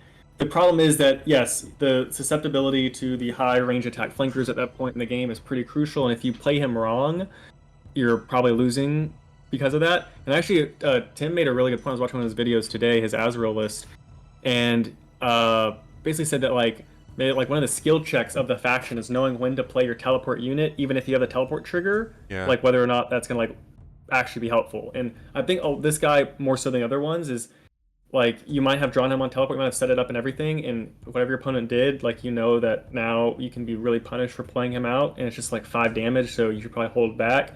And because of that, like sometimes it is not great, especially if you're not in a deck that is set up to benefit from teleport with your Deathwing Assault and all of your other top deck cards. So definitely like situational, but to like the highest degree of in the right situation, this card is very good. Yeah, I love that point that Tim made about the skill check thing. The other thing I it made me think of when he said that, which he didn't go into, which is the other part to that skill check is choosing to put him on the top of the deck. So the turn before, like choosing to put him on the top of the deck, knowing that yeah, it's on curve and normally that's good, but I'm actually going to not need to do that next turn because my opponent's likely to play X and I've got this, I don't know, flanker that I'm going to need to use. That's also part of that kind of skill check as well. It's a bit of a high skill card, this actually in many ways. I would agree there for sure. Yeah, at that point you're thinking 2 turns ahead in the game, and I would liken that to what is it, the Vengeful Wraithblade that Eldar used to play a lot more when it was a better card. Mm, A lot of the time, playing that proactively or not, you'd have to think: is this going to get traded for free? Is it worth the 2 soulstones? mm, But yeah, I like Deathwing Knight, and I think learning when and when not to play him yeah, in your game is going to be a big part of what brings up certain players agreed. in the coming weeks. Agreed. All right, so we've moved quite a few actually there. I'll have to, when I come to the final graphic, I'll have to move those about. Let's jump into the good, because I'm conscious we've still got quite a few cards to get through. All right, so so we're into the good cards. So remember, guys, these are 4 stars, 4 out of 5. They're not the absolute meta breakers, but they're really solid cards. They're good cards. These are the cards that should make up. You know, if you put these in your deck, they should be making up. You'll see these in meta decks. That they're going to be good cards. So the first one I've got is the Tech Marine. Now, admittedly, I'm slightly higher on this guy just because like the most recent deck that I built was the Raven Wing, and my God, this is one of the stars of this show in that deck. Very important to say with the Tech Marine that well, 2 things. First of all, his stats are good. Like, his stats are just good. For a 4-drop, that's good stats. It can't be cheated. It's perfect on curve. It's got the 5 health, the 1 more than the cost, and the 4/4. So that alone makes this like pretty decent. But the other thing to say is he doesn't belong in every Dark Angel deck, right? So let's get that out of the way straight away. But that's fine. I think we've reached a point now in the game's life cycle where we don't want every card to be in every deck. That doesn't mean it's a bad card. Point is that if I'm looking at this card and saying, is it good at what you want it to do? Is it good in the decks where you do want to play it? I'd say yeah. It's really good. It's really good in a vehicle deck. You know, clearly you're not wanting to put this guy in a non-vehicle deck, even though his stats are perfectly reasonable just to play on curve as a sort of tempo curve. I think there's better things to be doing on 4 in a non-vehicle deck, but in a vehicle deck, I think this is a really good 4-drop. And very quickly, so people realise, like, obviously you play the Tech Marine, and then you can kind of flank with something take something out, and then it kind of heals itself. And even if it doesn't heal itself, even if the flanker dies, you gain 1. So again, towards the putting the secrets in the deck. Any thoughts on the Tech Marine? Not a lot. I haven't used this card a whole lot. I think I maybe tried 1 or 2 secret, or not secret, vehicle builds out yet. But yeah, I mean, I guess I was thinking about what you just said in terms of the rating, how it's very good in the decks that want to run it, but you're not running it in the decks that don't. Yeah. How that kind of compared with our analysis of Deathwing Knight. And I guess the thing that maybe sets us into the good tier would be that the floor of this card is a lot more like moderate It's in more like the stable. vanilla range. Can't be 'cause cheated. It can't be yeah, cheated. Whereas this guy can be cheated, and he can right. lose you the game, right? If you play this guy on 5 against GSC, and they play their 6E flanker onto this guy, you are so far behind, it's criminal. Whereas this, there's no doing that to this card. Right, right. So I can see this guy sitting at the bottom of good because I'll have to get to it eventually, and I can imagine, and especially like the Dreadnought, the armored guy, when you're healing something with armor Oh yeah, that we'll get to, that's just really, really yeah, powerful. yeah, So, for sure. All right, next up, the Inner Circle. It's a 1-drop. Always like 1-drop stratagems. This one says choose a card from your deck and put it to the top of your deck. It costs 1 less, giving me the kind of Magus, old kind of Ursula vibes, making units cost less than they should. It's an epic. I think it's a good card. What do you think? yeah, this is definitely one of the ones that's been on the top of my mind. You see it run 2 of in almost every list, which made me think of it as an S tier card to begin with. However, it's like, is it an auto include truly? Is I think a question that's still kind of being decided by the meta and by the top players of the faction right now. Is like the effect is powerful. I would liken it to like a rapid deployment in the ultramarines, where you're getting to pick a card to reduce in your deck that you know you're going to draw next turn instead of a card in your hand. So you're getting 1 energy reduction for 1 energy in cost. Obviously, the synergies here is that it's top decking the card, so it makes it really nice on playing teleport cards a turn early, which can be super game winning, just an absolute blowout if you play Strike Master a turn early going first. The opponent's going to have nothing to do in the face of that. However, the drawback of the card is that it's costing you. It doesn't replace itself. It's a -1 card advantage wise for this effect in the selection. Yeah. I think it's worth it though, because the effect is so strong, and right now, especially if you're running teleport cards, either you're playing Azrael, where this is gonna for 1 energy, this gives you the turn to hit with your Warlord instead to save, to trade for board, play for tempo, like you were saying, the captain does as well, give you that break. So I think this does it a little more effectively, perhaps.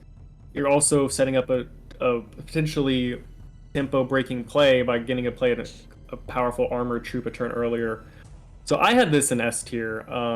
Maybe not the top of S tier, but I think for now, when I see most lists running 2 of it everywhere at the top, I think it's pretty much an S tier card. Are you seeing this in the top in the sort of Azrael decks? Oh yeah, I see Azrael's playing 2 copies of this, which kind of threw me for a loop at first. I'm like, why do you want a redundant effect? But now I'm understanding that for when you're playing like the super close first couple of turns of the game and you're trying to vie for tempo, that getting an extra, being able to use your Warlord and still setting up the Terminator play is like really important. And I think it's it happens that it really brings the deck building to like truly like you're stretching yourself thin, because you have to really be like, every card has to be like worth it at that point, because you don't want dead cards on top of playing this card, which is like negative card advantage. It makes you make sure every card in your deck is worth playing. But when it is, this is like, it's just very, very good, very versatile. Okay, I'm gonna have to test it. I mean, it's not in my Azrael deck, my teleport deck. I find like it's a very good card, and it's in a lot of other decks, but I don't play it in that. And I know it goes against a little. It kind of goes against what I'm saying with Captain, but it doesn't, because Captain is a body. Like in the Azrael deck, you still have to play on. You have to develop every turn, right? You have to keep up on tempo. You don't want to fall behind. The Captain allows you to do that. The Inner Circle, like you said, doesn't replace itself. It's just an effect for future. And I feel like it's basically I'm paying what, I don't know. Honestly, I need to test it. It's currently not in my Azrael deck, but that doesn't mean I'm right. I need to test that. I think some combination of Inner Circle, Captain, and Chaplain is correct for any certain deck. I think tuning to figure out what that combination is probably That's a good, deck yeah, specific. that's a good point. That's a really good point. Yeah, I think you're right there. All right. I mean, I've got it in 4 stars. Potentially, it's 5, but I don't know. This faction's got some hella 5-star cards, so I kind of got Mhm. it. I kind of had it in 4, but I don't know. Let's see. Let's come back to that then. Okay. I mean, a desperate mission is 5 drop that says draw 3 troops and they cost 2 less this turn. Personally, I think it's one of the best draw cards in the game. I understand that it's expensive for draw. Although what I think people are missing with this is that it can essentially be free in a weird way, right? Like Right. if you're running a curve that is 1 to 4 on troops, and you play this on like E7, you're essentially it's essentially free. You know what I mean? Like you have these turns where, like in the Miracle deck, you play this. It's just amazing in that deck. Like you play it, you just immediately flood the board with 3 units, and not only that, you've just thinned your deck of 3 troops, meaning that now you're more likely to draw secrets. Again, you're not running this in a bit like the Tech Marine. You're not running this in every Dark Angel deck. We're not saying that at all. It's wrong in some decks. You know, you wouldn't run Hmm. this in the Azrael meta deck, for example. But in terms of what it's there to do, I think it's pretty powerful. I think this is a bit of a slept-on card. Yeah, I agree with you there. I think this is a good card. Definitely one of the better cards in the game that says draw 3 somewhere on it. Mm. Um, it's even you said it is free. It's actually going to give you. It's going to be mana positive if you Yeah, play yeah. all 3 of the If you troops. get all 3, yeah, yeah. You're going to be gaining 1, and so that does necessitate that you're probably not playing a lot of more expensive things. That you're playing, like you said, a low to the ground curve, and it kind of solved one of the issues in one of my Asmodai decks I was trying at the beginning by giving that really powerful refill later on. Now, I think because some of the more powerful cards in the faction are kind of expensive, they don't necessarily mesh the best with this. But if you're playing like a super streamlined draw through your deck, like you were saying, Miracle Asmodai list, then it's definitely a great card for that sort of play style. And especially if we ever, I'm sure we will get a reinforcement for this, and we see more powerful, cheap troops, that this card's only going to increase in value. Man, this is making me want to go back and play Miracle. It's such a fun deck Mhm. that. Yeah, it's a good card, isn't it? You've got to design your deck around it correctly for sure, but it's ultimately, it's like you said, it's one of the better draw cards. Unwavering Zeal. This card's everywhere. It's like the standard thing 4 drop that deals with, it's the mini AOE, right? Deal 3 damage to 3 random enemies. Right. You're not distracted by camouflage and stealth. Yeah, I think it's good. I think it's good. The only reason I wouldn't have this in like any higher, like I wouldn't give it 5, is just because I do think this faction has a lot of good early removal. And therefore, often on E4, you really don't need this. You know, it's almost like sitting in your hand going, you really don't need to kill 2 units because your opponent's got 1 unit at best at that Mm-hmm. stage. So you end up playing it later game rather than on E4. But it's a powerful ability, right? Deals with stealth, deals with warp spiders, deals with scorpions, deals with gene stealers. It's a good card. Right. Yeah. No, it's definitely a good card. I think leaving it just there is fine. I like it a little more than Cleansing Flames because it does get around placement tricks Yes. that people have figured out for camo and stealth, so that's super nice. Hmm. Um, how I, however, it is like an expensive removal. Like 4E is not negligent cost or No. a negligible cost, and so Dark Angels you usually want to be developing your board every turn. So you do have to be getting above cost value for it to be worth playing for energy for. But I think it is definitely capable of getting that extra value in the current spread of decks we have right now. So yeah, Unwavering Zeal, at least 1 in your deck, probably 2. Very good. In the current meta, I've honestly found that 1's good enough. I've actually found like 2. Sometimes I've had hands where it just sits there clunky, Mhm. and I'm waiting. And in current meta, I'm finding that 1 is often enough in a lot of decks. But Mhm. either way, it's a good card. Now, the one that I think everybody except me seems to be really high on is the Librarian. Um, so you talk about this one. What are your Yeah. thoughts on it? I love this card. This was an easy S tier for me. I don't know what it Really? is doing and you're good, but I've heard that you are the librarian, not so much Librarian liker hater. around, a librarian hater, if you will. Um, so what I see in this card already is it makes me think of Crisis Bodyguard from the Tau, except it's one less energy and one less health, but that doesn't really matter so much. It's one less energy for a 2/4 shield unit. And what does that say? That demands that the opponent has two sources of damage next turn to clear it, which early on in the game is not super easy. Later on in the game is probably going to be like more distracting to their plays from whatever else you played around. And the fact that if it survives, which early game it is likely to, and versus a lot of things, not everything, it's not always more resilient than a 3/4 health unit. But I think in more situations than not, it is more resilient than like a 4 HP free unit. You're getting a trade up next turn with the 4 damage, or if they're not pressuring your unit, you're just drawing a card every turn. Drawing a stratagem, so you kind of have greater knowledge of what it's going to be. It's a card value engine on 3 energy that also trades up, starts with a shield, so it's some protection, and especially in like Azrael, you can just make it from 4 to 5 damage with 1 buff. I think it's like this is like the pinnacle of like what a 3E value droop is. It's good in combat and it is good for card advantage. It's just good. And it draws you secrets late game too. It draws the secrets you found. So So you got I mean this. it's not just good, it's S tier. That's what I would say. It's, Okay, you win.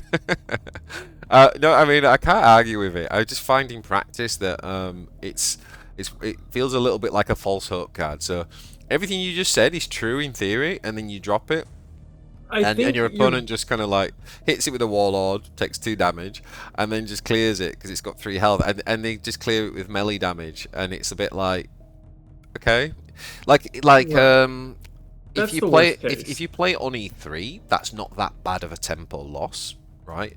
But if you play that late game, it's not doing any damage back as it's doing to.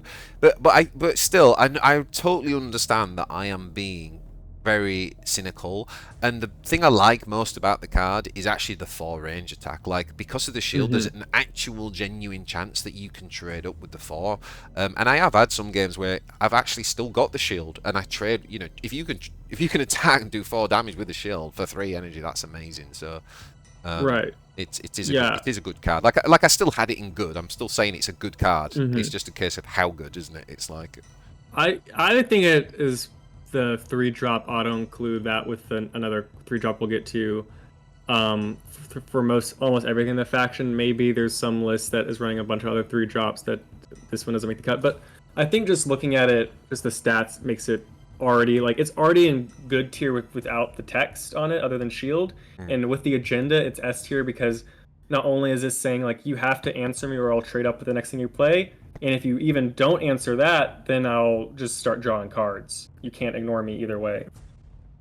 I guess it's kind of nice in the Azrael mirror, right? Because anything that forces Azrael to attack means he's not using his agenda, and so Right, you're or messing up the sisters. oh Sisters with sisters. Prey. Yeah, Yes. yeah, Those yeah. two things are huge right now, so this is has a premium Okay, value. you're convincing me. Maybe I need to test it more. But okay, let's stick that in S tier.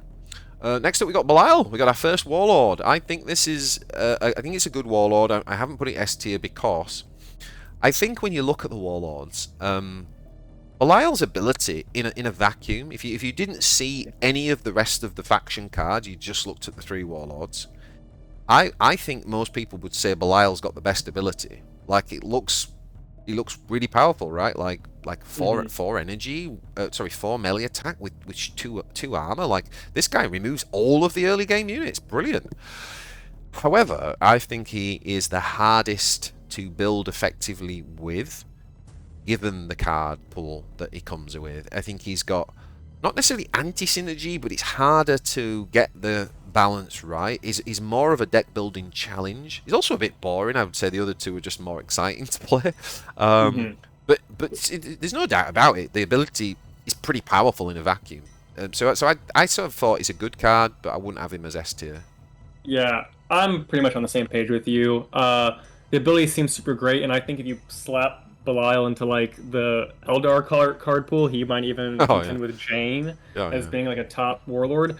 But he doesn't really have any direct synergy with quest points at all, no. and uh, honestly, I people thought at first, oh, he is the teleport warlord. He's kind of like the anti-teleport Yeah, warlord because yeah, yeah. unless you haven't played anything that turn, when you're drawing from a sleigh, you're just gonna like another chance to miss your teleport trigger because you've drawn and you've already spent energy that turn. So not great there either.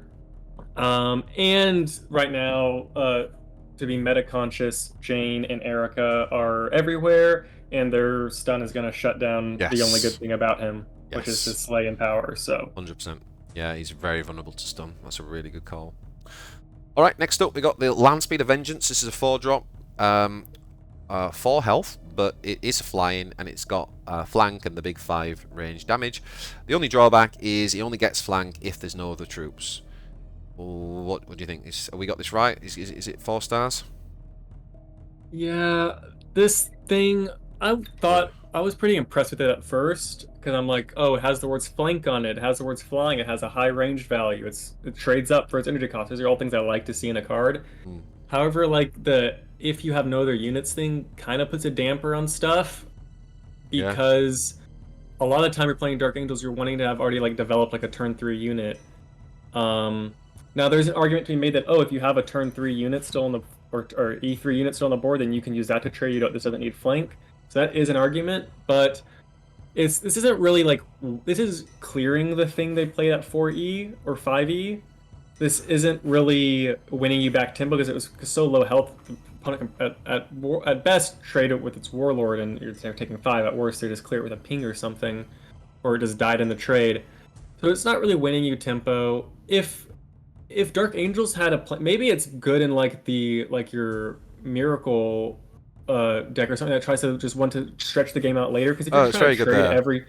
if you're trying to trade every turn and just keep the board clear without really advancing anything, it's a good card. But if you're playing it, Especially if it only costs 2 energy off of the oh, for sure, yeah. the mission. Yeah. If you're playing a more like board develop teleport snowball strategy, I don't think it has as much value. Maybe a one of. So I had it in situational, but it could be like a bottom good tier card as well because it is good. Like the effect is good. Like it's a flyer, high damage in the range, and it can have flank to clear things. So I It's don't know. interesting. Like when you compare it to the Ravenwing Ancient, which you argued is good. This thing to Yeah. me, like pragmatically, sort of does the same thing, right? Like the thing you want either of them for is the 5 damage flanker. Now, admittedly, that's always flank. This isn't, so that's a big thing. But this is one Right. cheaper, and it's a flyer. That's not a flyer. Like one of the things I find annoying about the Ravenwing Ancient is sometimes I'm like, oh, it's got 3 melee. Like I'd actually like to trade against the flyer with the melee sometimes, but you can't because it's not a flyer. So, like, they're very close, these two, but one of them's 1 whole point cheaper, so, I don't know. One of them is cheaper, but it only has flank sometimes. Yeah, It has less HP and it has no incremental bonus to the rest of your board if they're vehicles. it feels like the definition of situational then, doesn't it? Because Yeah, I would say it's definitely a top in situational card, if not good. yeah, It's a towards the top of situational. yeah, it's over there, isn't it? Alright, let me just put it halfway so I know we're moving it. Okay, next up, we got the Ravenwing Champion. Oh yeah. I have to say, I've really enjoyed this card. It's one of the cards that makes this whole chipping away at quest quite interesting. And there are times where you can go off with this thing. Like you can make it. I've put these on the. I've put 2 of these on the board and they've both like fired twice, or put 1 on the board and it's gone off 3 times. Now obviously that's more rare, but even if it goes off once, isn't that good value for 3? Oh, for sure. Yeah, no. So immediately when I see this card, I'm like, wait, this is like Sternguard Sergeant, but Yeah, arguably better yeah, because, like, maybe in the days of zero energy tactical insight, Sternguard could do more than 1 trigger return. This day, it's usually just doing 1 trigger return. This thing, one of my favorite things to do when I first started playing Dark Angels with Asmodai is you had that tier 1 defense card, and if you're going second, you have 2 quest points going into your second turn. Then you play this guy, you get a secret. That's 3 damage. You play your defense card, Asmodai Agenda, another 3 damage. It's 6 damage yeah. direct, usually to the face. Or it's clearing out their stealth unit, which is also the big upside of this. It's killing as a 50-50 chance usually to kill a 3 HP or less stealth unit that the opponent plays early game. So, and right now, a lot of it's going to be a Tayman or a Gene Stealer or a Scorpion or a Sniper Elf.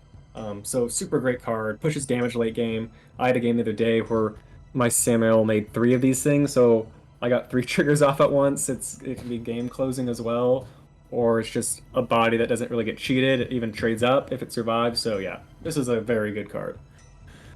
The only reason I had it on not S tier is because it is random, and there are going to be those 50-50 times where you think, I need it to hit.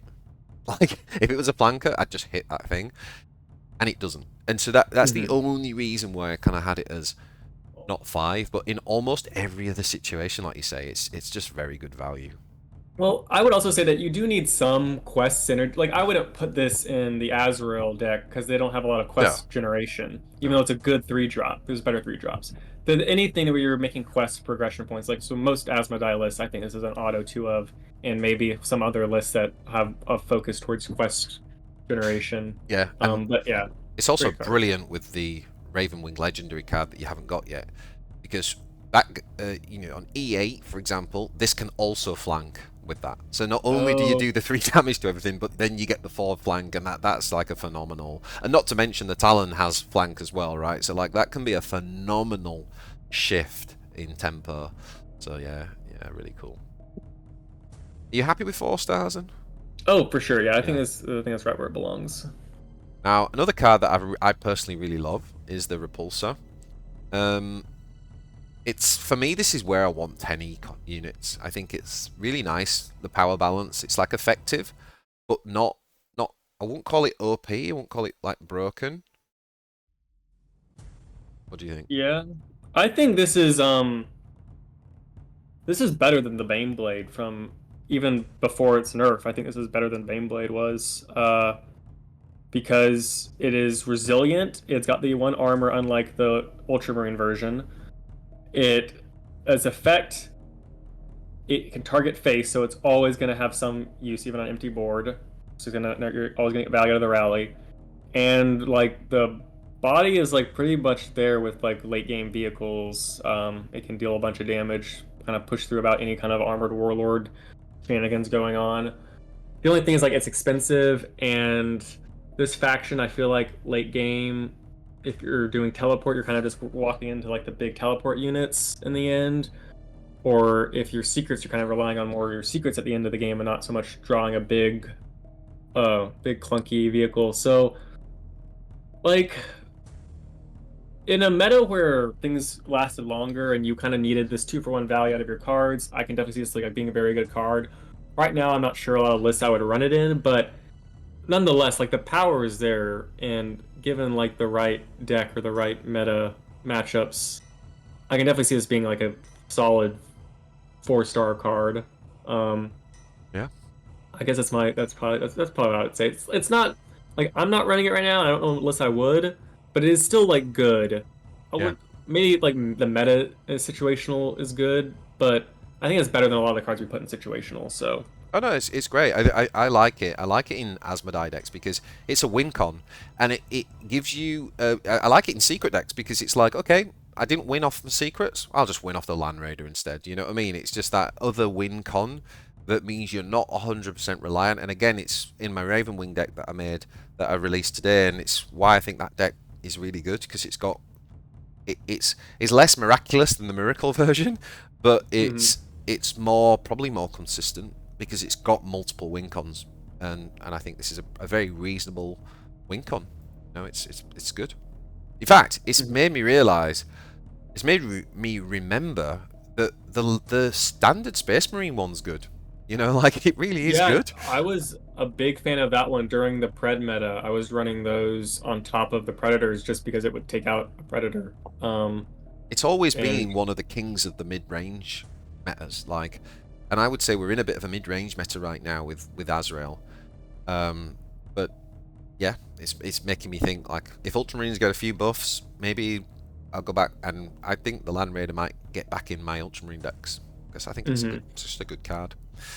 All right, next up we got the Ancient Reliquary. Love this card, like, really pushing Oh the yeah. idea of playing a cheap stratagem and like tricks, which we get in games like Magic and things. It's a bit different in Magic because the units clash, and if you don't kill a unit, it goes back up to full health at the end of the turn. So cards like this are really, really powerful.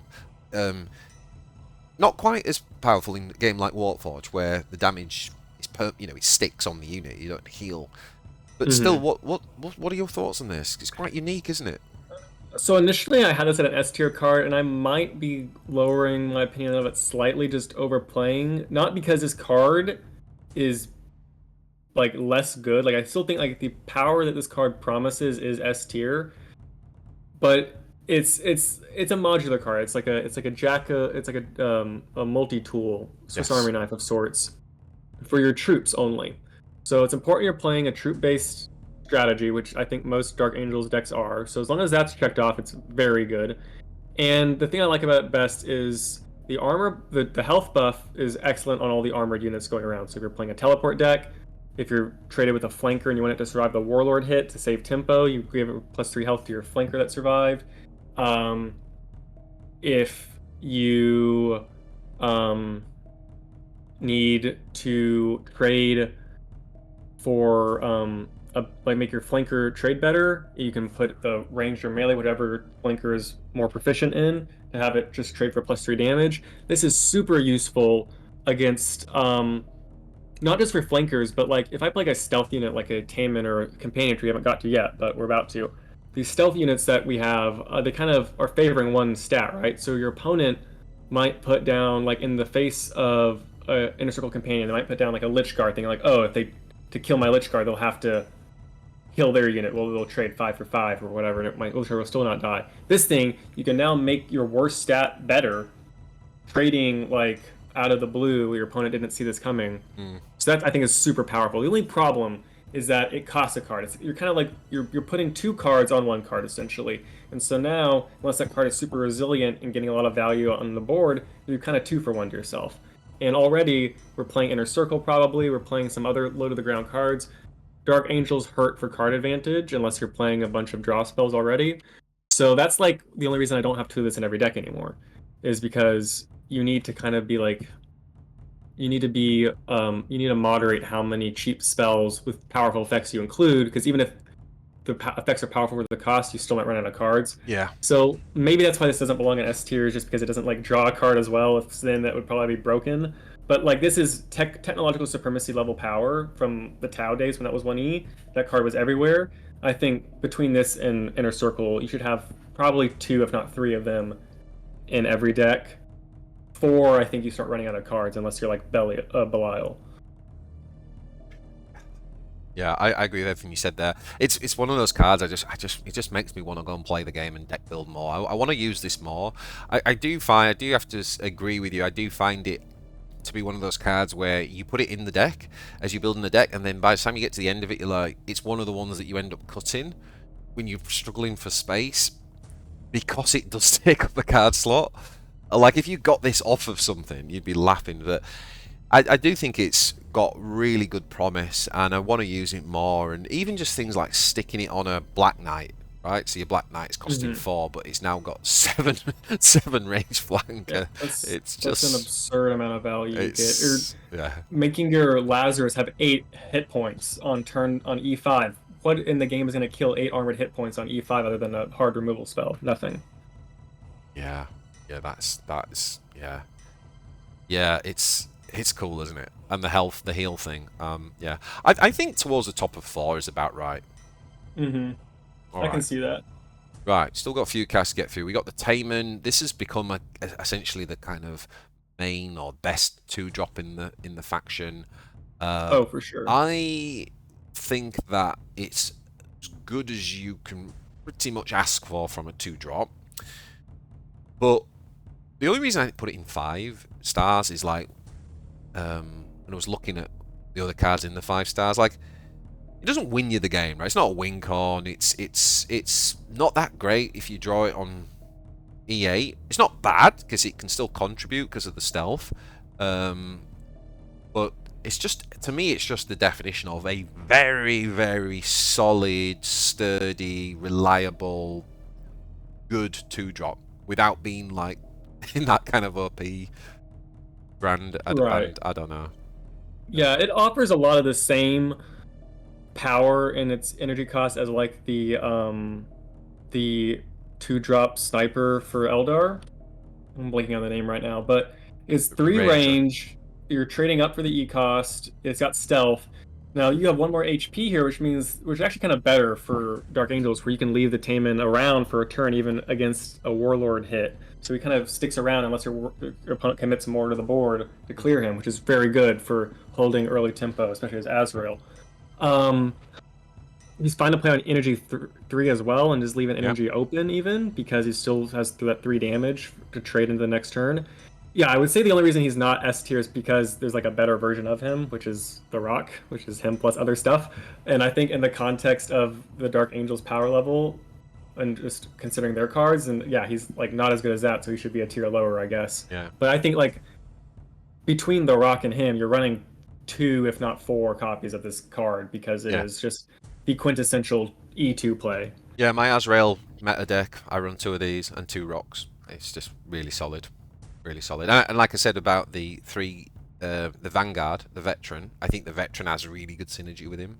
Hmm. So I really like it. I think the only thing is, don't expect to get the Slay off often. It's more just about Right. the 3 damage guarantee, isn't it? So, Right. It's not often, but and you play against like a Nemesaur, that is the most hilarious thing oh because yeah, you're gonna get so many free yeah, quest points cleaning up the remnants the I entire love it. game. I love it. Yeah, That is some good it's value. a great. That's similar with the Stones as well. Next up, we got the Unforgiven Redemptor. I have to say, I really love this card. It's a card that, again, I underestimated when I first looked at it. I thought, it's like a less good Lehman Russ. And then I actually played with it in an Asmodai deck and was like, holy shit, like this thing, this thing is like a machine gun. Like this thing Yeah. can trigger like 6 times. What's going on? So, and obviously the defense card, like this unit was tailor-made for that. Um, and the only thing I would say for this for me is like in an Asmodai deck, I'd have this as S tier. Hmm. In the other Warlords, I don't know whether I'd play it. I probably wouldn't play it. So it's another one of those cards that we have to rate it as how good is it in the deck that it's meant to be played in, and I think it's really good in that. Yeah. I think I would definitely say an Asmodai quest, or even in like if you did like a Belial Ravenwing, you're generating quest points from Tech Marine and your other vehicles, like you're Mm, still getting maybe getting enough triggers for it. So I can see it being good there. But like yeah, just looking at the stats and the cost, like it's essentially the Hellbrute from Chaos with 1 less armor, but your ability is triggering so many more times than Hellbrute's ability ever gets triggered because of the defense card, because of your Asmodai agenda, because if you play it later in the game, you can play these other cards that give you a bunch of cheap quest points, or you cash in a bunch of Black Knights. Like imagine playing this, and the next turn the opponent goes wide, and then you play your Deadly Hunters into it, and you just get a million triggers from that. yeah, So it's a very strong card. Great stats. The armor is perfect for it. Unlike the Ultramarines right now, which is kind of sad. This one has armor, so it actually like will probably survive a turn unless your opponent commits a lot into killing it. So I like it. Good card for sure. yeah. Looking forward to playing more of it with the Asmodai. And then the next one, almost the opposite of the Redemptor. This is the Inner Circle Companion. I would Mhm. say that uh, I would say that when I first looked at this, I was very high on it, like very Mhm. high on it, thinking this is going to be. And I would just say that it is. I'm not saying it's bad. It's still very good. It's a very good card. It's not. There's something about it that's just not. It's not quite as. Oh my god. As I thought, and as I said, I've actually dropped it from my Azrael deck for the captain. Mm. Now, that's not to say this isn't again. This is not to say this is not a good card because I've got it at the top of good, right? So it obviously is a good card. Um, look, having stealth with 5 health means that there's not much that can remove it except things like no mucking about. So it's very safe and it's going to attack for 5. I think the Vanguard thing in everything but like a really fast secret deck isn't isn't all that effective then because you suddenly like a 3 attack Vanguard. I don't Mhm. I don't know. For me, I think this. I think top of good is about right for it. But what do you think? Yeah, that's fair. I definitely was probably on the same train with you at the beginning. I thought this was like an incredible card. Like I immediately just imagined, or not imagined, but I went back to remembering Release Stealth Stealth suit. Battle Yeah, Suit same from the here. Tau, where it's like it's a 4 cost, trades up, has an ability. Now, admittedly, after playing with it more, I think the Stealth Battle Suit's ability is a little better than this guy, unless you're in like a super quest point heavy carrying deck. Because like if you have this Oh, guy with the dreadnought and you're just getting 2 little pings for that, then it's pretty good. But outside of those kind of niche synergies, it's kind of just like a lictor with a range stat, which y- is definitely not a bad card by any means. That's a very good card, yeah, yeah. The but it's stealth, the not stealth S suit, tier. the stealth suit ability is way better, right? Like that's I Yeah. think what I'm realizing is that that's what made the stealth suit so broken.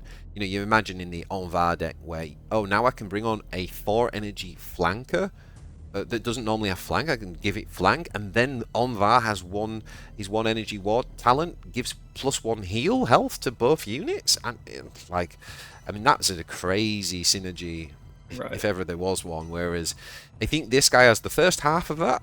You know, he's got the stealth, the survive, Hmm. he's going to hit you, but then that's it. So it's almost He like it's doesn't. just a good tempo, a decent tempo Right. unit, He's but you need a no. 5 drop. I think he's a fantastic tempo play. He's just not a value. He doesn't give you value card advantage. He gives you great tempo, and I The Vanguard's maybe almost a I trap, isn't it? The Vanguard's almost a kind trap. it can be for sure. Now, what I do like is playing him on E4, seeing what my opponent does. If my opponent is not pressuring the board a lot, you can Vanguard him and protect like an E5 Lazarus or some other important unit, like maybe a Ravenwing Champion and an Asmodeus. Like the potential to set up like a sneaky defense of another card you drop later on.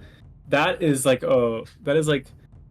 really making the best use out of his text is saying I can play this unit in kind of like a stealth drone almost, where you're playing a unit a turn in advance to set up protecting a more important unit later on.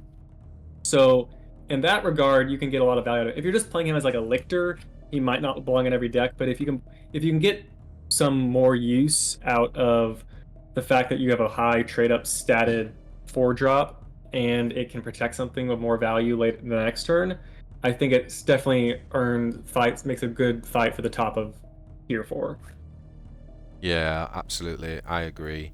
I also think we may have missed this card, which Oh is yeah. the Interrogator Chaplain. I was just thinking about it because I was thinking, what are the other 4 drops?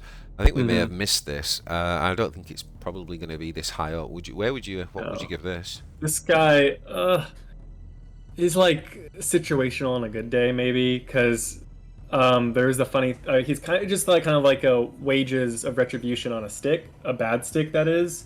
So, I guess if you stack him with wages and another him, and now you have the dreadnought come out, and then the opponent's playing scarabs, it can be like situationally like, oh, I just killed them with all these triggers. But most of the time, I don't think. I think there's just so many better stats on 4 drops you can be playing. So, I'd probably put him on like the top of bad Yeah, or the bottom of situational. I think he's bad. Not I think he's bad overall. I if he think. was a 4/4, if the stats were like Oh a yeah, Tetmarine, then it'd be yeah. a different story. But that That 2 ranged is a yeah. killer. That's the problem, isn't it, with these types of cards? Like it's too easy to. You just lose games where you lose tempo like that. So. All right. Okay, so let's have a look at the uh, five Final countdown. stars. Yeah. Now, the first one I've put in here, and again, I can see this being controversial, but I've actually put the Deathwing Knightmaster. And given what we said about the 7 drop, people might find that interesting. But for me, when I think about this card, first of all, I think it only belongs in Azrael. I don't think you run it with the other warlords.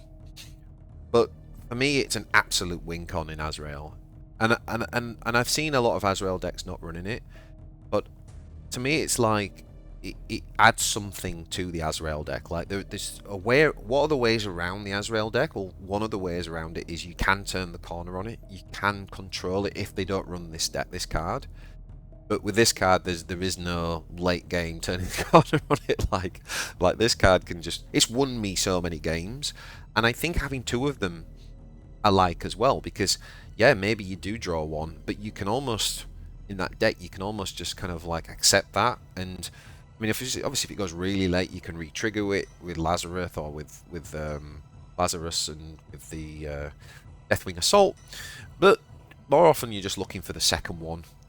to come down and kind of like win you the game. And I think he's not even comparable to the 7-drop. Like, this guy's got a shield. This guy's got 9 health and 2 armor. That is way, way different. Try and remove something that's got 7 health and 1 armor versus 9 health, a shield, and 2 armor. It's a world of difference. It's a world of difference. And, you know, not to mention he buffs your Warlord. He's got a built-in AoE for 3 damage. I mean, this guy is just...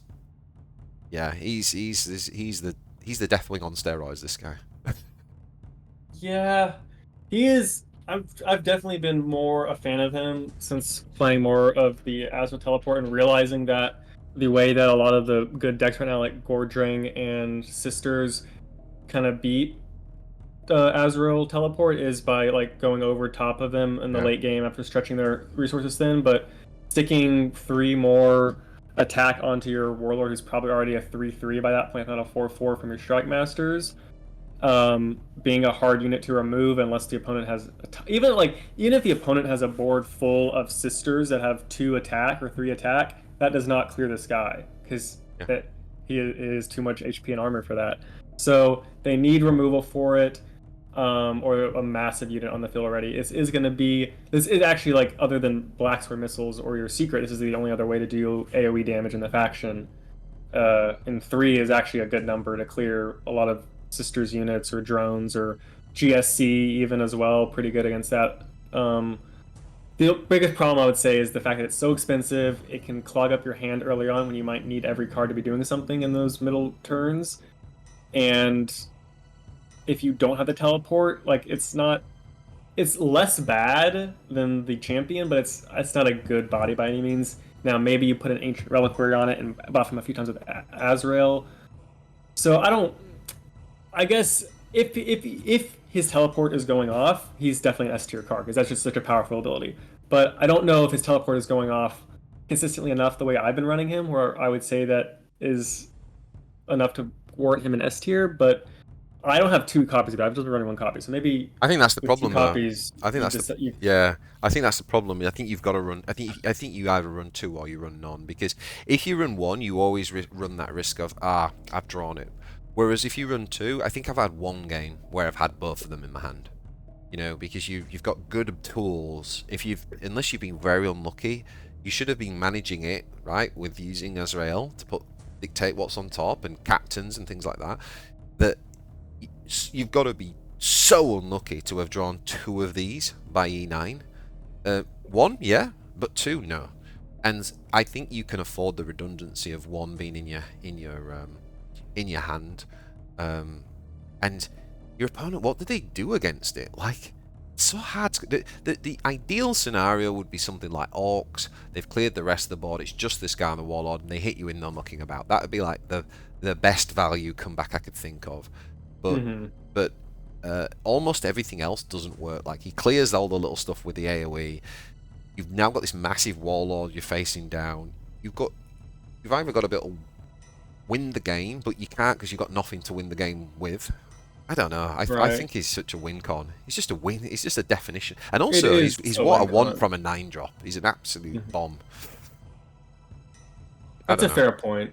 Yeah, no, I guess if we are judging the card as what value they bring in the good deck that plays them, and considering that Azrael Teleport probably is like the best Dark Angels deck at the moment, I guess having him be situationally at the bottom of S tier makes sense because in that deck it is the bomb that is winning you the games, and I guess I need my 2nd copy to see that in action more often because that would it blows me out plenty of times playing against it. It's like, oh, they drop the Night Master if they weren't in range of Wailing Doom the next turn, I'm dead. So yeah, and don't get me wrong, the argument, I think there's an equally good argument to say we should be putting this top of good because, like we've already said, he is a 9-drop, so you only get to play him at the end of the game. There is that risk that you pre-draw him, and he's not very good in the non-Azrael decks. Like, so there is a very good argument that overall he probably sits towards the top of good. But like you said, I mean, in the Azrael deck, which is their meta deck, he is absolutely S tier in my opinion. But in the overall faction, I wouldn't be unhappy about saying let's put him towards the top of good. So I don't know. That's why I had him at the bottom of. It's either the bottom of 5 or the top of 4. Is somewhere around there. no, that's a fair spot for him. I would say. Which one? The bottom of 5 or top 4? Uh,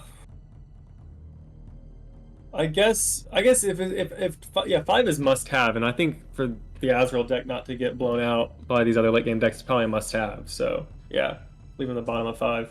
Okay. Okay. Next up, we got Asmodai. Really cool warlord. I really like Hmm. Asmodai. I think, obviously, it's interesting because when you agenda with him and you gain one thing, you actually do nothing. The turn you do that, you're actually doing nothing to affect the board. It's actually like a value loss. Sorry, not a value loss. It's a tempo loss. It's a huge tempo loss to do it every time you do it. But I think because of his one costing ability that contributes towards damage, the two of those things complement each other really well. And then the two of them adding up that they've both added one, and you're only one off a secret now. It's Hmm. sort of like as a cumulative effect to overall be a good thing. And I love his ability. I think one damage ping for one, but also contribute towards secrets, I think is perfect. So I also find him the most fun warlord. Oh, for sure. Yeah. No, I love the design of Asmod. I kind of do wish that like his builds were the best at the moment, so we could be climbing the best and playing with him more. Mm. Unfortunately, like he is the secret warlord, and the secrets, unless you are drawing through your deck in a very specific build, they are just kind of more like the RNG kind of outcome build for Dark Angels versus the more deterministic top deck, your incredibly good teleport card strategy that Azrael follows. But like I love the hero power. One energy ping with value on top of it is pretty much like Narrow Throat, but on like a better faction, I would say. The agenda, I don't even know if it's like losing your tempo because I would never do my Asmodai agenda if that meant I wasn't clearing something else on the Mm. board. Like that's just like that's something to do instead of beating down, which you probably don't want to beat down anyways because you want to last to the late game and draw your secrets. So instead of not doing anything, you get to add little secret values. And it's even better than nothing when you have stuff like Ravenwing Champion, Apothecary, Unforgiven, uh, Redemptor. So yeah, I think Azan is a very terrific warlord, and I hope to see some more support or some more stuff that leans towards helping his playstyle. Like some better cheap draw options would be great, or um, I don't know, just some more like healing, some more long lasting stuff. And I see that we missed someone here. I think I recall. Yeah, with the Blade Guard veteran, we missed. We've also missed the 7 drop removal. Can I just Uh, say this card's a bad card. Like, yeah, I don't like it at all. I thought I it'll would, be but I don't. making one of my alliance members a little sad to say that. I think she thinks this is was a decent card, and I thought it was a decent card too. Like it looks cool, and Mm, like Vanguard armor, it doesn't even have zero range, so you think that's kind of a good package. But at the end of the day, it 2 range damage at 5 energy is still going to be losing to those range flankers that we've been talking about in yeah. consideration of other cards. And this doesn't do something when it hits the board, unlike a teleporting Deathwing Knight. And its agenda, like, yes, it can make your warlord a little beefy for one turn, or it can help a flanker survive a trade. But the agenda, this card would maybe be situational for me, or even better than that, if the agenda gained at quest points or some other thing. If it gained at quest points, this would have great synergy with Apothecary, because now I have a Mm. healing Vanguard unit. It almost feels like I made my own Blade Guard Lieutenant from Ultramarines. Very cool. Or if it had some other effect, but just the agenda is so weak, I think, and the stats are not good. I agree. The Grim Resolve, on the other hand, this is a card that I thought super crummily of at the beginning. Um, I'm like, this is just 2 damage or 2 energy, which is kind of like the bare minimum. Actually, it's worse because Extermination Protocol and Necrons is 2 energy or 1 energy for 2 damage. So this is worse than that. It only gives you 1 quest point, and 1 quest point, as we discussed, is like not really worth the energy point, not even worth half an energy point, I would say. However, it is like some direct removal that's cheap in a faction that wants to be playing for the early game a lot, and the quest point isn't negligible. Like it can help you trigger stuff with Ravenwing. So Grim Resolve, I probably would put in situational in the end of the day. It Yeah, can be like you use it instead of a Ravenwing bike. yeah, I agree with that as well. I'm a bit underwhelmed with it, to be honest, but I can understand. I can understand why we can't say it's bad. So yeah, I agree. I think 3's good. Sorry, I realised we missed quite a few of the spells for some reason. Very quickly, we'll get back to the must-tiers, guys, but we had the March of Vengeance, which is the 4 energy. Give +1 permanently. Obviously, you put it on your Warlord, gain 2. I think it's too expensive. I think if it was 3, Yeah. maybe, but I actually feel like it might be an unplayable card. What do you think? Um, it's definitely bordering unplayable, if not bottom of bad. I would say I might have thought it was more playable until I realized how easy it was to just get Strike Master to do Yeah, this for you, exactly, yeah. but actually also be a unit. And like the 2 quest point is actually almost worthless. So it's kind of just like a build your own.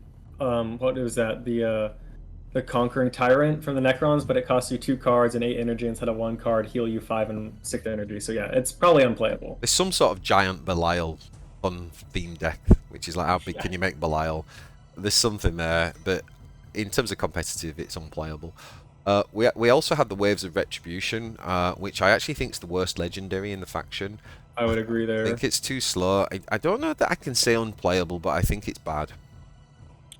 I don't know if I'd say bad. I'd say situational, just because if you are packing a deck with your dreadnoughts and your Raven champions and your apothecaries, like maybe you're healing a lot. And also because this faction has pretty abysmal AoE, it's either hard to get or random or a staple to a terrible card. This is one of the few things you can play into a Scarabs meta that like it doesn't remove the Scarabs if you needed that happen, but if you play it on E4, E5 early into the game, it heavily dissuades them from going wide with Scarabs because now you're shuffling in so many Oh secrets over my the god, course of yeah. the game. You're probably be getting the AoE secret anyways. Yeah. So situationally, I think it definitely has a use, but it's by far the worst legendary. And that's a really good point. For those who don't know, Apothecary, every time you kill it, it counts as a thing on your Warlord, so you do heal. But yeah, in a slow meta, I could see it being okay. I do think it's quite slow in an already slow archetype. The Sacred Standard, I kind of liked this card a little bit at the beginning. I don't think it's good, but I like the idea that I can sort of give +1 for a turn, but also give, because Blast 1, if you put that on multiple units, that actually adds up to a decent AoE, where you can have like, if you've got 2 units in a Warlord, that's suddenly Blast 3. That's 3 AoE essentially. There might be something somewhere, but I don't see it as a particularly good go wide faction. I think They're I think not. overall it's a bad card in this faction. Yeah, I definitely put it to the bottom of bad. If this Yeah, was in this Tau, this would be amazing in Tau or oh Junith or something. Tower or Astra Militarum, any of the Yeah, go wide factions, it's good, but it's like Pyromaniacs, but not but even because nothing to blast put it one on. and a little buff instead. Yeah, So we'll put it at the bottom of bad. yeah. Okay, bottom of bad. And then we got Fury the Unforgiven. I also have to say, personally, I think this is a bad card. I think it's way too expensive hmm for the gain. I think it should cost 6. Actually, I think 6 would be much more reasonable. Like 1 more. If Ultramarines Inspired Retribution costs 5 energy, making it cost 1 more energy, but essentially gaining 2. That feels more. That feels more right to me. I feel 7 is terrible. However, I'll have to say this. What I have found is that, and again, just purely through practice, if I look at things like my Miracle deck, for example, it might actually be correct to run 2 of these, which sounds bizarre, but if you want to compete with Azrael, that might actually be correct. The other way you can get away with is running 1 of these and hoping you get into the secret that has hard Right. removal. But it still doesn't take away from the fact that it's a bad card. Like, obviously it does a job, and therefore it's not unplayable, but it's bad. It feels bad doing this, right? Yeah, no, it's I mean, you think of 7E hard removal, we have methodical destruction in Necrons, which is arguably leagues better than this card because it is Mm, potentially a 3-for-1. mm, This card is never going to be a 3 for yeah. 1. And it's the same price in a faction that wants to be playing for a board more often, except for maybe in a long game secrets deck. I mean, you could reduce its cost. I know this isn't a segment about how to make these cards better, but what would be really cool is just if it was cheaper for every secret you had made this game. Yes, That would be super neat. So you could make it like 3 or 2 energy in the late game. that's cool. Yeah, I like that idea. So it's got to either be something like that, and you might have to make the base cost more expensive. But even if you just had it like it was for 6, I think it'd be much more playable. But Okay, so sorry about that, everybody. So back to the S tier cards. We'd done Asmodai, so I think we're on Ezekiel, right? So Ezekiel is a 6-drop. Oh, and essentially it's got 6 health, which isn't great, but it does have a shield. And it has camouflage, so it can't be targeted by spells. It can be targeted by units that have abilities like what's the name? The 3-drop and the sisters. Amalia, is it? Is it Amalia? Amalia, yeah, that Yeah, can yeah, target anything yeah. with a rally can target it. Yeah, rally effects. That's Anything with it. duty Yeah, duty can target it still, yeah. but But it does have most pretty good, yeah. pretty decent sort of body, if you like. And then its ability basically costs 3 energy, and it does 3 to 5 damage. And if it kills the thing, it gives you some bonus to faith. I feel like I think your list had this as S tier, and I don't feel like it is S tier, if I'm honest. I think it's. I feel like it's a 4-star for me. Yeah, I think I might have had it in 4 stars as well, probably towards the top. I will say though, my opinion of this card has changed a lot, if only because it was the first legendary I got for the faction, and I jammed it in every list I've run since then.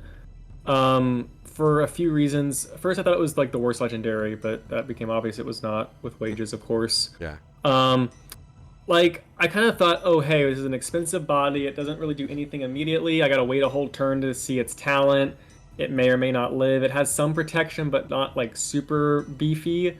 So I kind of thought it was like a Necron Lord or something. You know, like a threatening unit. They have to clear it, but once they do, it didn't really get you anywhere. Yes. This thing's a little better for 2 reasons, I would say. First of all, the camo means it cannot be hard removed without, except like no mucking about or divine intervention, the ones that get around targeting.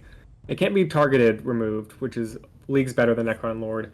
And it has a shield, so it has to take 2 hits to clear it with damage. Um, it has a shield, which means it's going to dodge like a damage AoE unless they clear the shield first. And it's mainly for like a reach finisher. It doesn't have stealth, but basically it is pretty resilient, where they either contributed a lot of energy to clear it or it survived with some amount of HP remaining. Now you have 7 damage plus a minimum of 3 damage, probably an average of 4 damage from the talent, so it's like 11. Oh, lost you there, Barrett. I think you cut out. Which is Sorry, you cut out for a second kinda there, Barrett. the deal you get with Striking Scorpion Exarch in the Eldar. It's a unit that offers way more damage if it survives.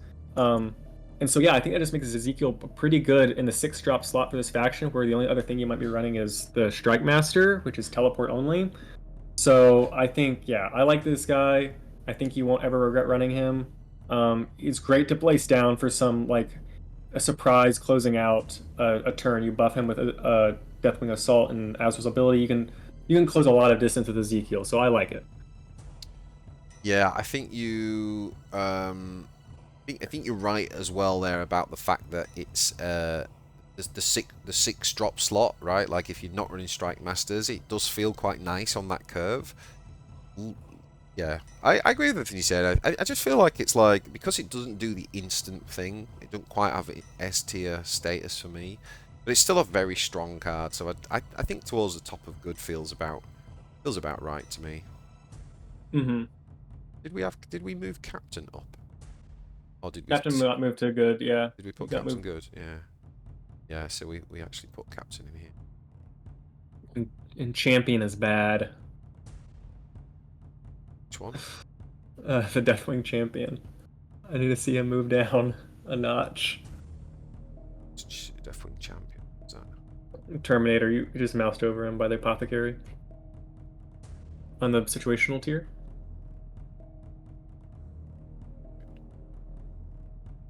Oh, this guy, yes. Yeah. Oh yeah, we put him bad for sure. Yeah, so we're gonna move him to bad.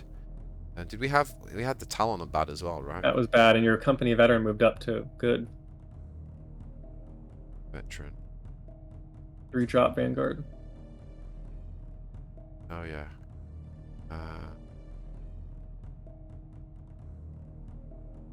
Too many good cards on this list. I know.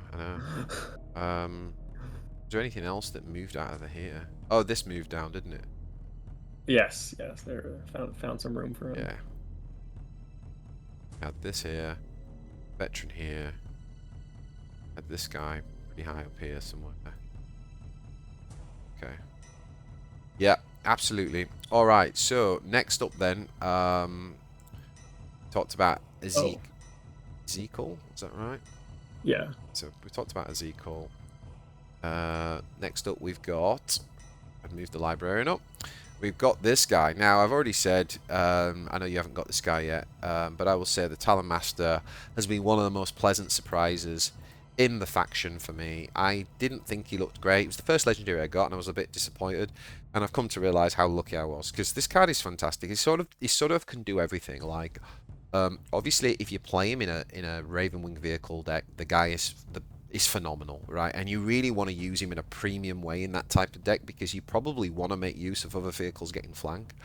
But what I would say is, in a pinch, worst case scenario, he's just a really solid flanker that comes on and deals 5 damage, and with the 6 health probably survives. The anti-stealth thing is absolutely game-winning. Like, the amount of times you're in a tempo war and they think they're safe with stealth and you do that, it's just, oh my god, it ruins their day. I can just imagine the rage quitting that's going on. So I feel like it's just really flexible, and even things like I've even found things like flanking and using the melee damage. You know that because most flyers don't have good melee damage. Sometimes it's actually correct to do that and then hit with a grim resolve and finish them off. So it's just super flexible. Like you always feel like you can cheat with this card and just get an advantage. So yeah, I really love this card. Yeah, I cannot wait till I finally get this thing. Just that agenda, 3 like we kind of talked about with the zeal earlier, the 3 damage to something in stealth is huge. It's backbreaking, and especially the DA right now. Everyone is playing Sergeant Taman's everywhere, so it's a 3 HP stealth unit that just gets obliterated. I'm super excited to get him. Yeah, it's I'm excited for you. It's really great. It feels good, and like I say, worst case scenario, it's just a really good flanker that removes something, and that's worst. So you know. Speaking of really good flankers, we got the Black Knight. I do feel like it's not that sexy, but I feel like it is S tier. Like I think for 3 energy, what you get in here is you can't ask for much more, right? Like 4 flank for 3 is fantastic. We did used to ask for more BJ. It was called Outrider pre-nerf and ultramarines. It was 5 damage for 3 energy, and that was too good. So Yeah. I think this is as close as we're gonna get. 4 damage, no codex required, and a semi-useful strike ability on there too that can get some incremental value. So yeah, definitely do have in every list. And as you've pointed out, I think that in many ways the slay part of this unit, thing that is so good about that and it's so important that that's on there is because of the deadly hunters. Like when when you get a board full of these, you often then do get something that can slay because you can attack with melee, for example, into weak melee flankers, and there's all sorts of trickery. So yeah, Black Knight's just super solid. Speaking of super solid, literally this thing's a beast. I mean, the stats on this is pure power creep, right? Yeah, power creep is definitely put it a little lightly. I mean, look at it. Kind of, it's just what do you got? You have Krutox Rider +1 armor and a conditional, very powerful ability. I mean, on curve, you're dropping this. Going first, you've almost clinched the game. Going second, you've probably retaken tempo. Um, it's like it's such a pain to deal with, and especially like you think about this, you kind of think of like, oh, it's a slightly tiny Carnifex, right? And the also thing that's similar is that you're playing this in Azrael, probably a warlord that can buff its stats, very similar to how Swarmlord buffs Carnifex. Now, thankfully, Dark Angels don't have a ton of ways to buff this guy's HP, although it still exists, and that's even more powerful when you do. I don't know, Warlord Talon at least. But yeah, Terminator, like I think Terminator probably belongs in every list. Maybe you don't run it in like some super synergy heavy like Ravenwing decks or whatever, but even if you're not getting the teleport, this is still like incredibly solid unit, hard to remove at that point in the game. They have to, like even Aeldari, you think about it with their Howling Banshee, which is kind of like the top tier removal. If you flank into it and you have to stun it with the 1 damage you get from Jane passive, and you have to hit it with a Warlord, you've exhausted all of that just to clear this 1 unit, and that's without any considering the teleport value it might have gotten. Yeah, phenomenal card. Do you mulligan this away in Azrael or do you just keep it? We're done. Are you done? I usually mulligan it because I do want the I do want the teleport value on it, and Azrael especially, like I'm usually looking for like a turn 2 and turn 3 play for sure with him.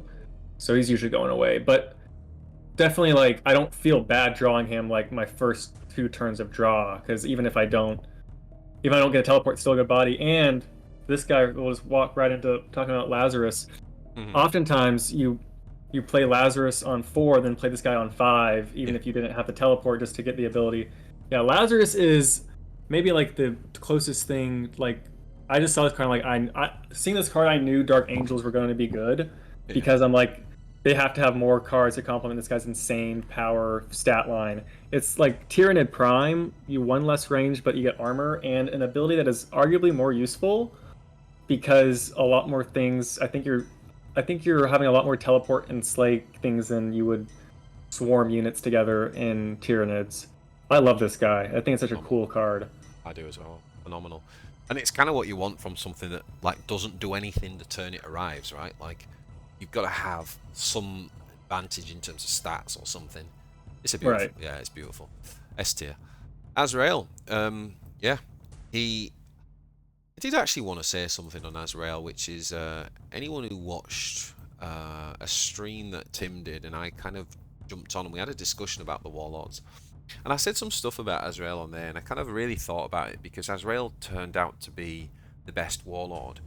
And I'm thinking about what I said on there, and I think I was still right, which is that his Warlord power is not that great. It's very situational. You might only use his Warlord power, you might only spend that 2 energy to use it once in a game, right? You might use it turn 1 if you miss your 2-drop, which isn't good, by the way. And also you might use it, you know, like turn 9 or whatever, when you actually have the 2 energy spare to buff the board. Outside of that, it's not a great power, and it's a bit of a tempo loss often. It's not a very good go wide faction, so giving everything +1/+1s, you know, it's not Tau, it's not Sisters. But it's this agenda. This agenda in this faction where you've got abilities like teleport, obviously, are what are making Azrael broken, and the 40 health helps as well, right? He is the Warlord with the most health. So I think that's the thing, is that his agenda is just, it's like that Orkz thing, but it's actually in a faction where there's massive payoff for doing that. That's my 10 cents on Azrael. Yeah, no, I think you hit on the nose there. I didn't think he'd be as good as he turned out to be, but I did see him being powerful, because I guess we saw that teleport was going to be an important mechanic. I guess we didn't know how important it would be. But yeah, consistency in a card game is always like a premium thing to build towards. And when your consistency is already built into your Warlord, that you get it every single game, what is more consistent than that? Like, yeah, you have to sacrifice the Warlord hit, which can be kind of punishing in the meta of like Sisters, where you need to deny faith or whatnot. But if you're building and playing around, anticipating using your agenda every turn and playing for that, then you're just setting up the most back-breaking of plays turn after turn. If you're hitting the right cards, which you have a 3 times chance to hit, you are just going to be, you don't need the Warlord hit anymore to clear, because you're just so ahead on board. And I will say, I agree with you, the Warlord power on its own in a vacuum is the most underwhelming, but when you consider the units that Dark Angels have, all these, especially in the teleport deck, you have all these armored units. A stat buff goes a lot farther on an armored unit than a non-armored unit, or a stealth unit for that matter, because I can play a Taman on E4, not the best play. I can buff him to have 4 attack.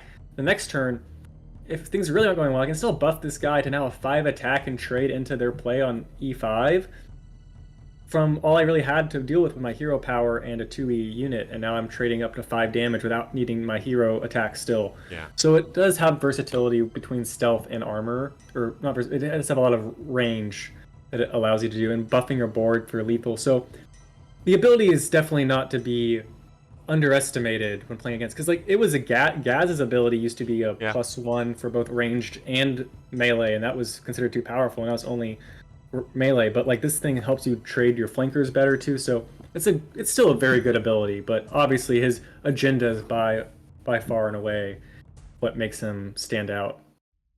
Yeah, Yeah, I'd agree. The rock, we've kind of already said, it's the Taman, but it's got flexibility. It's got to be S Right. tier, right? Yeah. Obviously the heal can it heals your warlord, and it heals like everything you've just said about armored beefy units. If you've got heal 3, that goes along a lot further when you're putting that on a strike master. Hmm. Even the gain 2 works very well in the Asmodai. Like, it works incredibly well with the Redemptor. So in my Ravenwing guide, for example, I think I had a turn where I had a Redemptor and I had 2 rocks in my hand, and I just played both of them for +2. And for those who don't Hmm. know, the way the Redemptor works is it does 2 damage for each 1 point of quest. So essentially that means it triggered 4 times. So I got 8 damage from playing the rock twice, if you like. So, I mean, there's a situation for everything that with the rock. Admittedly, it's mainly to get the Taman and occasionally the heal. The other one's a bit more fringe, but it's what more can you ask for in a 2-drop?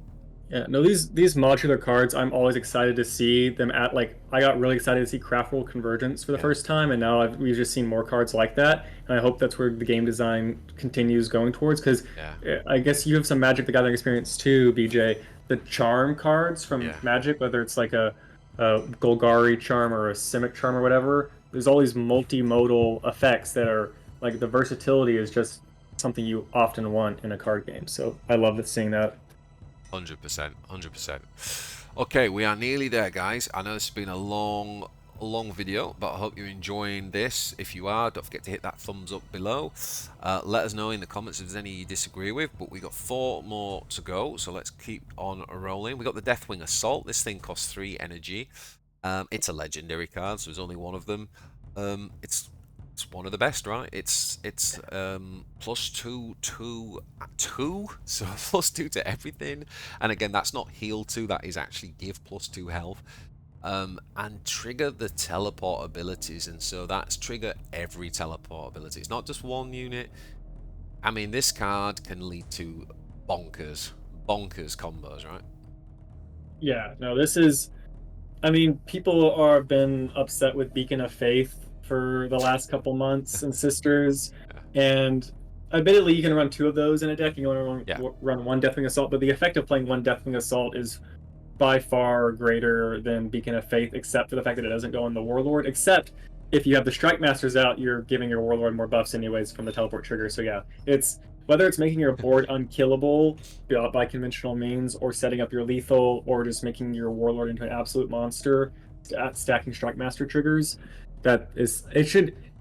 The buff is so powerful that if you're playing any troop based, even if it's not teleport centric deck, I would still be running it. Just even on like, it's not good obviously, but the case can still be made to play this buff on just even 1 unit yeah, if you have to, and it's yeah, still like you can still feel okay doing that. yeah. Even when you play it on 2 or more, it's game winning.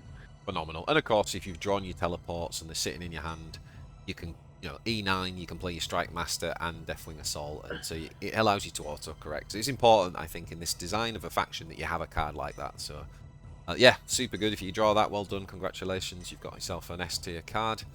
And then, of course, one of the, I'd say, cards that probably it gives the faction some real identity.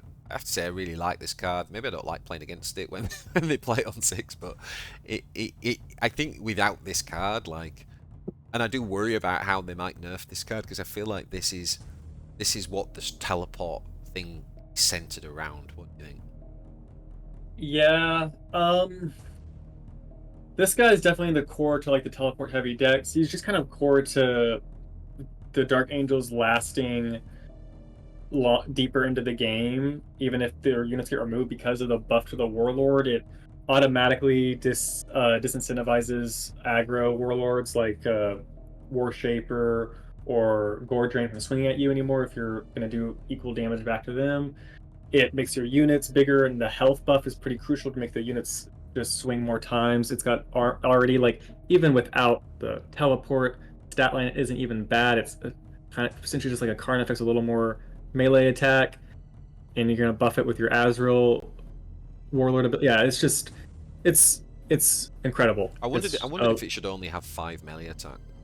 And It could go down to 5 melee. Because it'd still be phenomenal on the teleport. I just think it'd just be a little bit more of a punish if you don't have the teleport. But right. it's because it is one of those cards that feels like it is a bit overpowered, like it is pushing, it's power creeping. But at the same time, I like it, and it does everything we've said. Like, would Azrael still be 5 stars if this card was nerfed? You know, like it could have a really catastrophic. Sometimes they nerf certain cards. Like they did it with the tanks in Astra Militarum, and it kind of like nerfed the whole faction. I don't know, like. Anyway, as it is, it's. I think we're both agreeing it's 5 stars, S tier, phenomenal for sure. And speaking of which, we have another legendary up here, and that is Samael.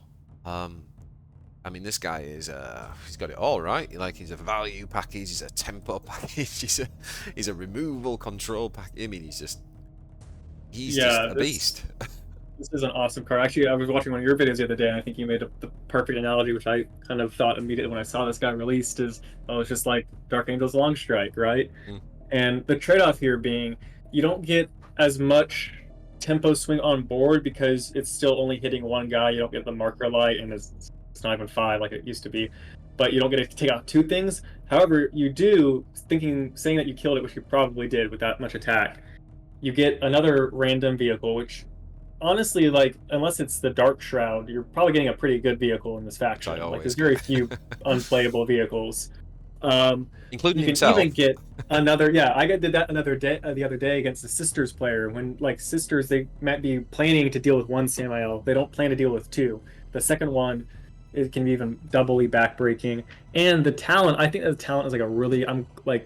It would be a good card without the talent. I think it still is probably S tier card without the talent. With the talent, it is just saying you have to kill me or I will haunt you the rest of this game every turn. It's anti-stun. It's anti. I mean, it gets around stun. It gets around being 1 HP. It lets you attack twice in a turn.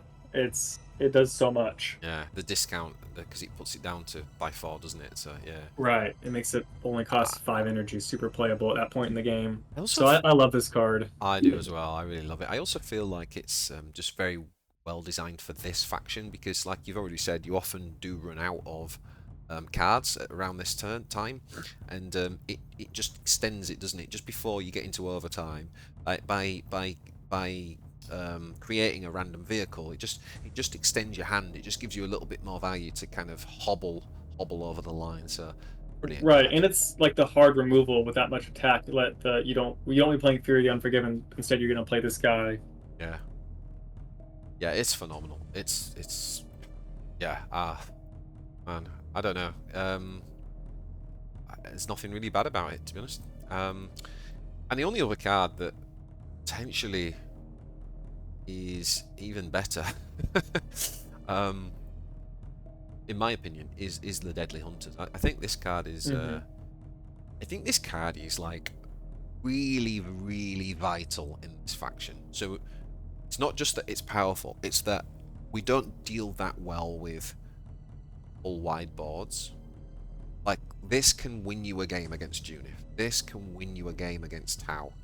This can win you a game against Imperial Guard. Like, a game that you would lose if you didn't have this card.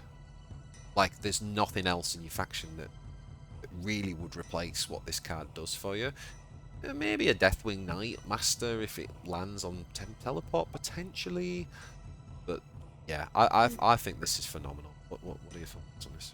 Oh, I'm right there with you. I'm actually probably the worst opinion I had was this was more of a middle of the pack legendary when I first saw the faction, and I'm thinking like, how many units are actually going to be out there? But yeah, realizing that it shores up the biggest weakness, which is we've been saying most of these cards are either don't have AOE or the AOE options are bad or situational or conditional. This is the only condition is that they have gone wide in the first place, which is the problem that it's going to solve.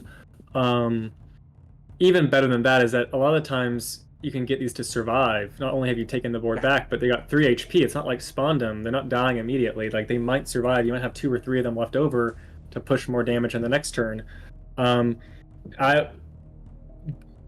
Someone help the opponent that runs into this, plus Deathwing Assault on energy 10, and you have, what, 4, 6, 5 board of flankers. Wow, yeah, it's Yeah. It's great. Azrael can buff them on 9 energy as well, making Yeah. them reach for 5.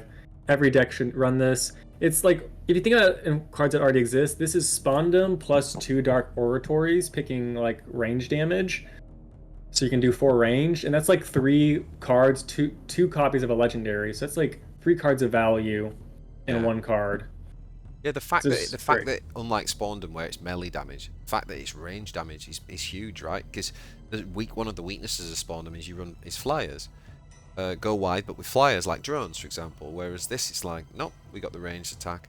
And also, given the fact that we've said that the Black Knight is S tier, we've, you know, even if they've got 1 unit down, like let's talk about worst case scenario, they've got 1 unit down in the Warlord, you're still basically paying 3.5 energy instead of 3 energy for a card that we've said is S tier at 3 energy.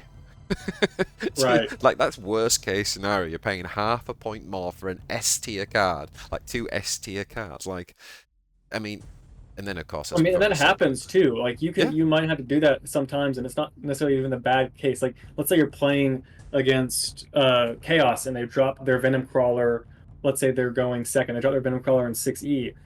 Now on your 7E turn, oh, I don't have my removal for it. I don't have 8E to play Samuel yet. Oh, I just play this and clear it with 2 4 damage attacks. Yeah. Easy. Same with the Space Marine Librarian. There's quite a few units, isn't there, where you just go, do you know what? I don't need to get phenomenal value. I just need to use it to stay in the game.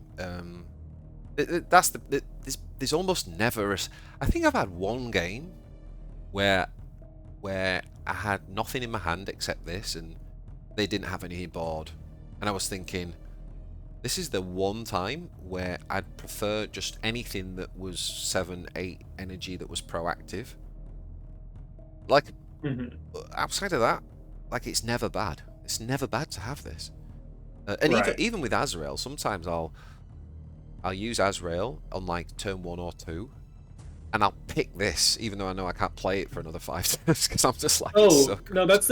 I mean, there's so much. There's probably a whole other video to be said just on like Azrael and playing him. Yeah. But definitely like the skill expression of a lot of these like top deck cards. It was even like with Orkz back in the day is like picking things early for Yeah. the matchup, knowing like you'll like against like if I see Scarabs or Yeah. Tau or Sisters, I'm always taking Deadly Hunters if I see it, even if it's not going to be teleported that turn for elves I could have played. I'm actually, you've reminded me, and I'm kind of glad you've said that. For anyone listening to this, hopefully we've still got some people listening. Go and check out my Warpforge Fundamental series. I did a video on the Mulligan. I think it was the 3rd video in there. It's like Mulligan Masterclass. It's actually a really good video. I think it might be the best one out of my Fundamental series. But all of what you just said there, Barric, I go into some detail on that. And I think that that's something that is subtle. When people are watching players on Twitch and YouTube and stuff, it's one of those subtle things, like what I think a lot of top players do really well, is they anticipate multiple turns down the road, and I think the key to, like, I mean, Azrael's an easy deck to play, let's be honest, but I think the key to mastering Azrael is exactly that. It's having a curve. Like, if you've got double Deathwing Nightmaster in hand by E9, you've probably done something wrong. I would suggest that you're either really unlucky and it won't happen again for another 150 games, or you've done something wrong. I think you could have controlled the outcome. And that might be hard for people to figure out why, but I think it is to do with calculating ahead of time effectively what you're going to need to do. Yeah, I agree there too. Like every time you can make a choice in a card game, that's like putting the ball back in your court as the player, and because Azrael means you're making a choice every turn beyond just to swing or not to swing. You're making a choice between 3 things. It's going to affect the game every step down the line. There's definitely like you have the most opportunity playing him than most other warlords out there to like make a difference later down in your game, which I think is kind of and a lot of like more novice players might not even be thinking about that, and even a lot of like more advanced players might be like, how do I actually like leverage the knowledge I have in the state of the board to make those decisions multiple turns in advance? Yeah. And something that you're usually just kind of thinking 1 turn ahead. So definitely, it's going to be really fun going into like the top tier. It already has been the top tier like Azrael mirror matches. I can only wait for that. I had a lot of fun time doing the Anva mirror matches back in the day when that was running around. So yeah, I'm looking forward to it. It's an exciting time. I hope the season end balance patch isn't too devastating to the faction, that we still get to see it evolve and the decks evolve in response to it. Because I think we've already, like, going through the cards, talking about them, we've already like mentioned some weaknesses to the faction. Each warlord has their own weaknesses, but also the faction as a whole. We said, other than like your legendary deadly hunters, not a lot of ways to service defense against go wide strategies. Going second with them, unless like the starting defense card is pretty terrible. I guess we didn't rate the defense or offense cards this time. No. But the starting defense card, unless you're like in a secret heavy care about QP deck, it's pretty bad. So you're gonna want the level tier 21 for sure. The tier 21 is actually, I think, the best form of the 2 damage 0 energy that is out there. I like the 2 damage one the best. Okay. From the Dark Angels, because it is random, which sounds bad, but that means it's getting around stealth and camo. 100%. Kind of, it's very similar to the Shuriken. I'm really high on the Shuriken 2 defense card with Aeldari right now. I recently unlocked that one. I think that and the Dark Angels one are similarly in use and very good.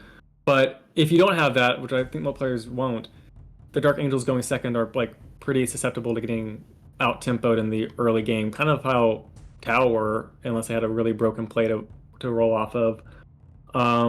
But yeah, I mean, we're still not like, what, 2 weeks from release, 3 weeks from release, not even. So there's just so much more that we have yet to see how top decks adapt and people figure out better ways to use these cards. I'm sure our opinions are going to change up and down. Like, I don't know if you've ever gone back and like looked at your faction card reviews from like months ago and been like, oh, how do these cards still use today? Exactly. Oh, this one we thought it was S tier. Oh, it's actually never been put in another deck since that day or whatever. But yeah, I think this was a great review, BJ. Thanks for 100%, guys. having me here. I hope everybody's enjoyed that. I just switched around the secret agenda and the land speeder, Ravenwing speeder, which we agreed as well. So I think that's a pretty comprehensive list, Barrick. I think you know, we're only a week in, and a week in, I think that's pretty accurate, to be honest. Like you say, in the future we might have slightly different opinions on one or two of these cards, but overall I think we've done a pretty good job there. Let's see what the balance patch means. I hope we don't get a kind of Tau scenario where they kind of completely gut the personality of the faction. I feel like the best thing about the Dark Angels is there's very few unplayable cards and lots of interesting ways to build the decks. So I don't mind a little bit of, you know, a little bit of kind of like tinkering and toning down maybe some of the teleport stuff. I'm not sure exactly what yet, but I hope that it's very minor, because I actually think they've done a good job with this faction. So thank you very much, Barrick, for joining me today. Always a pleasure. I really appreciate your insights. I think you always have, you know, really interesting, like, deep insights into the cards. So I always love talking to you, whether it's over Discord or when we get the chance to sit down and figure out the time zone difference and stuff. So always happy to have you on again in the future. And yeah, let us know, guys. Any other cards you disagree with, let us know in the comments. Always love interacting with that. So let us know in the comments what you think. Any that you think we got really right, or any kind of key takeaways or lessons that you've heard me and Barrick talking about today that have really landed for you. And yeah, please hit that thumbs up and subscribe and all that jazz. And I will see you guys in the next one. Thanks, Barrick.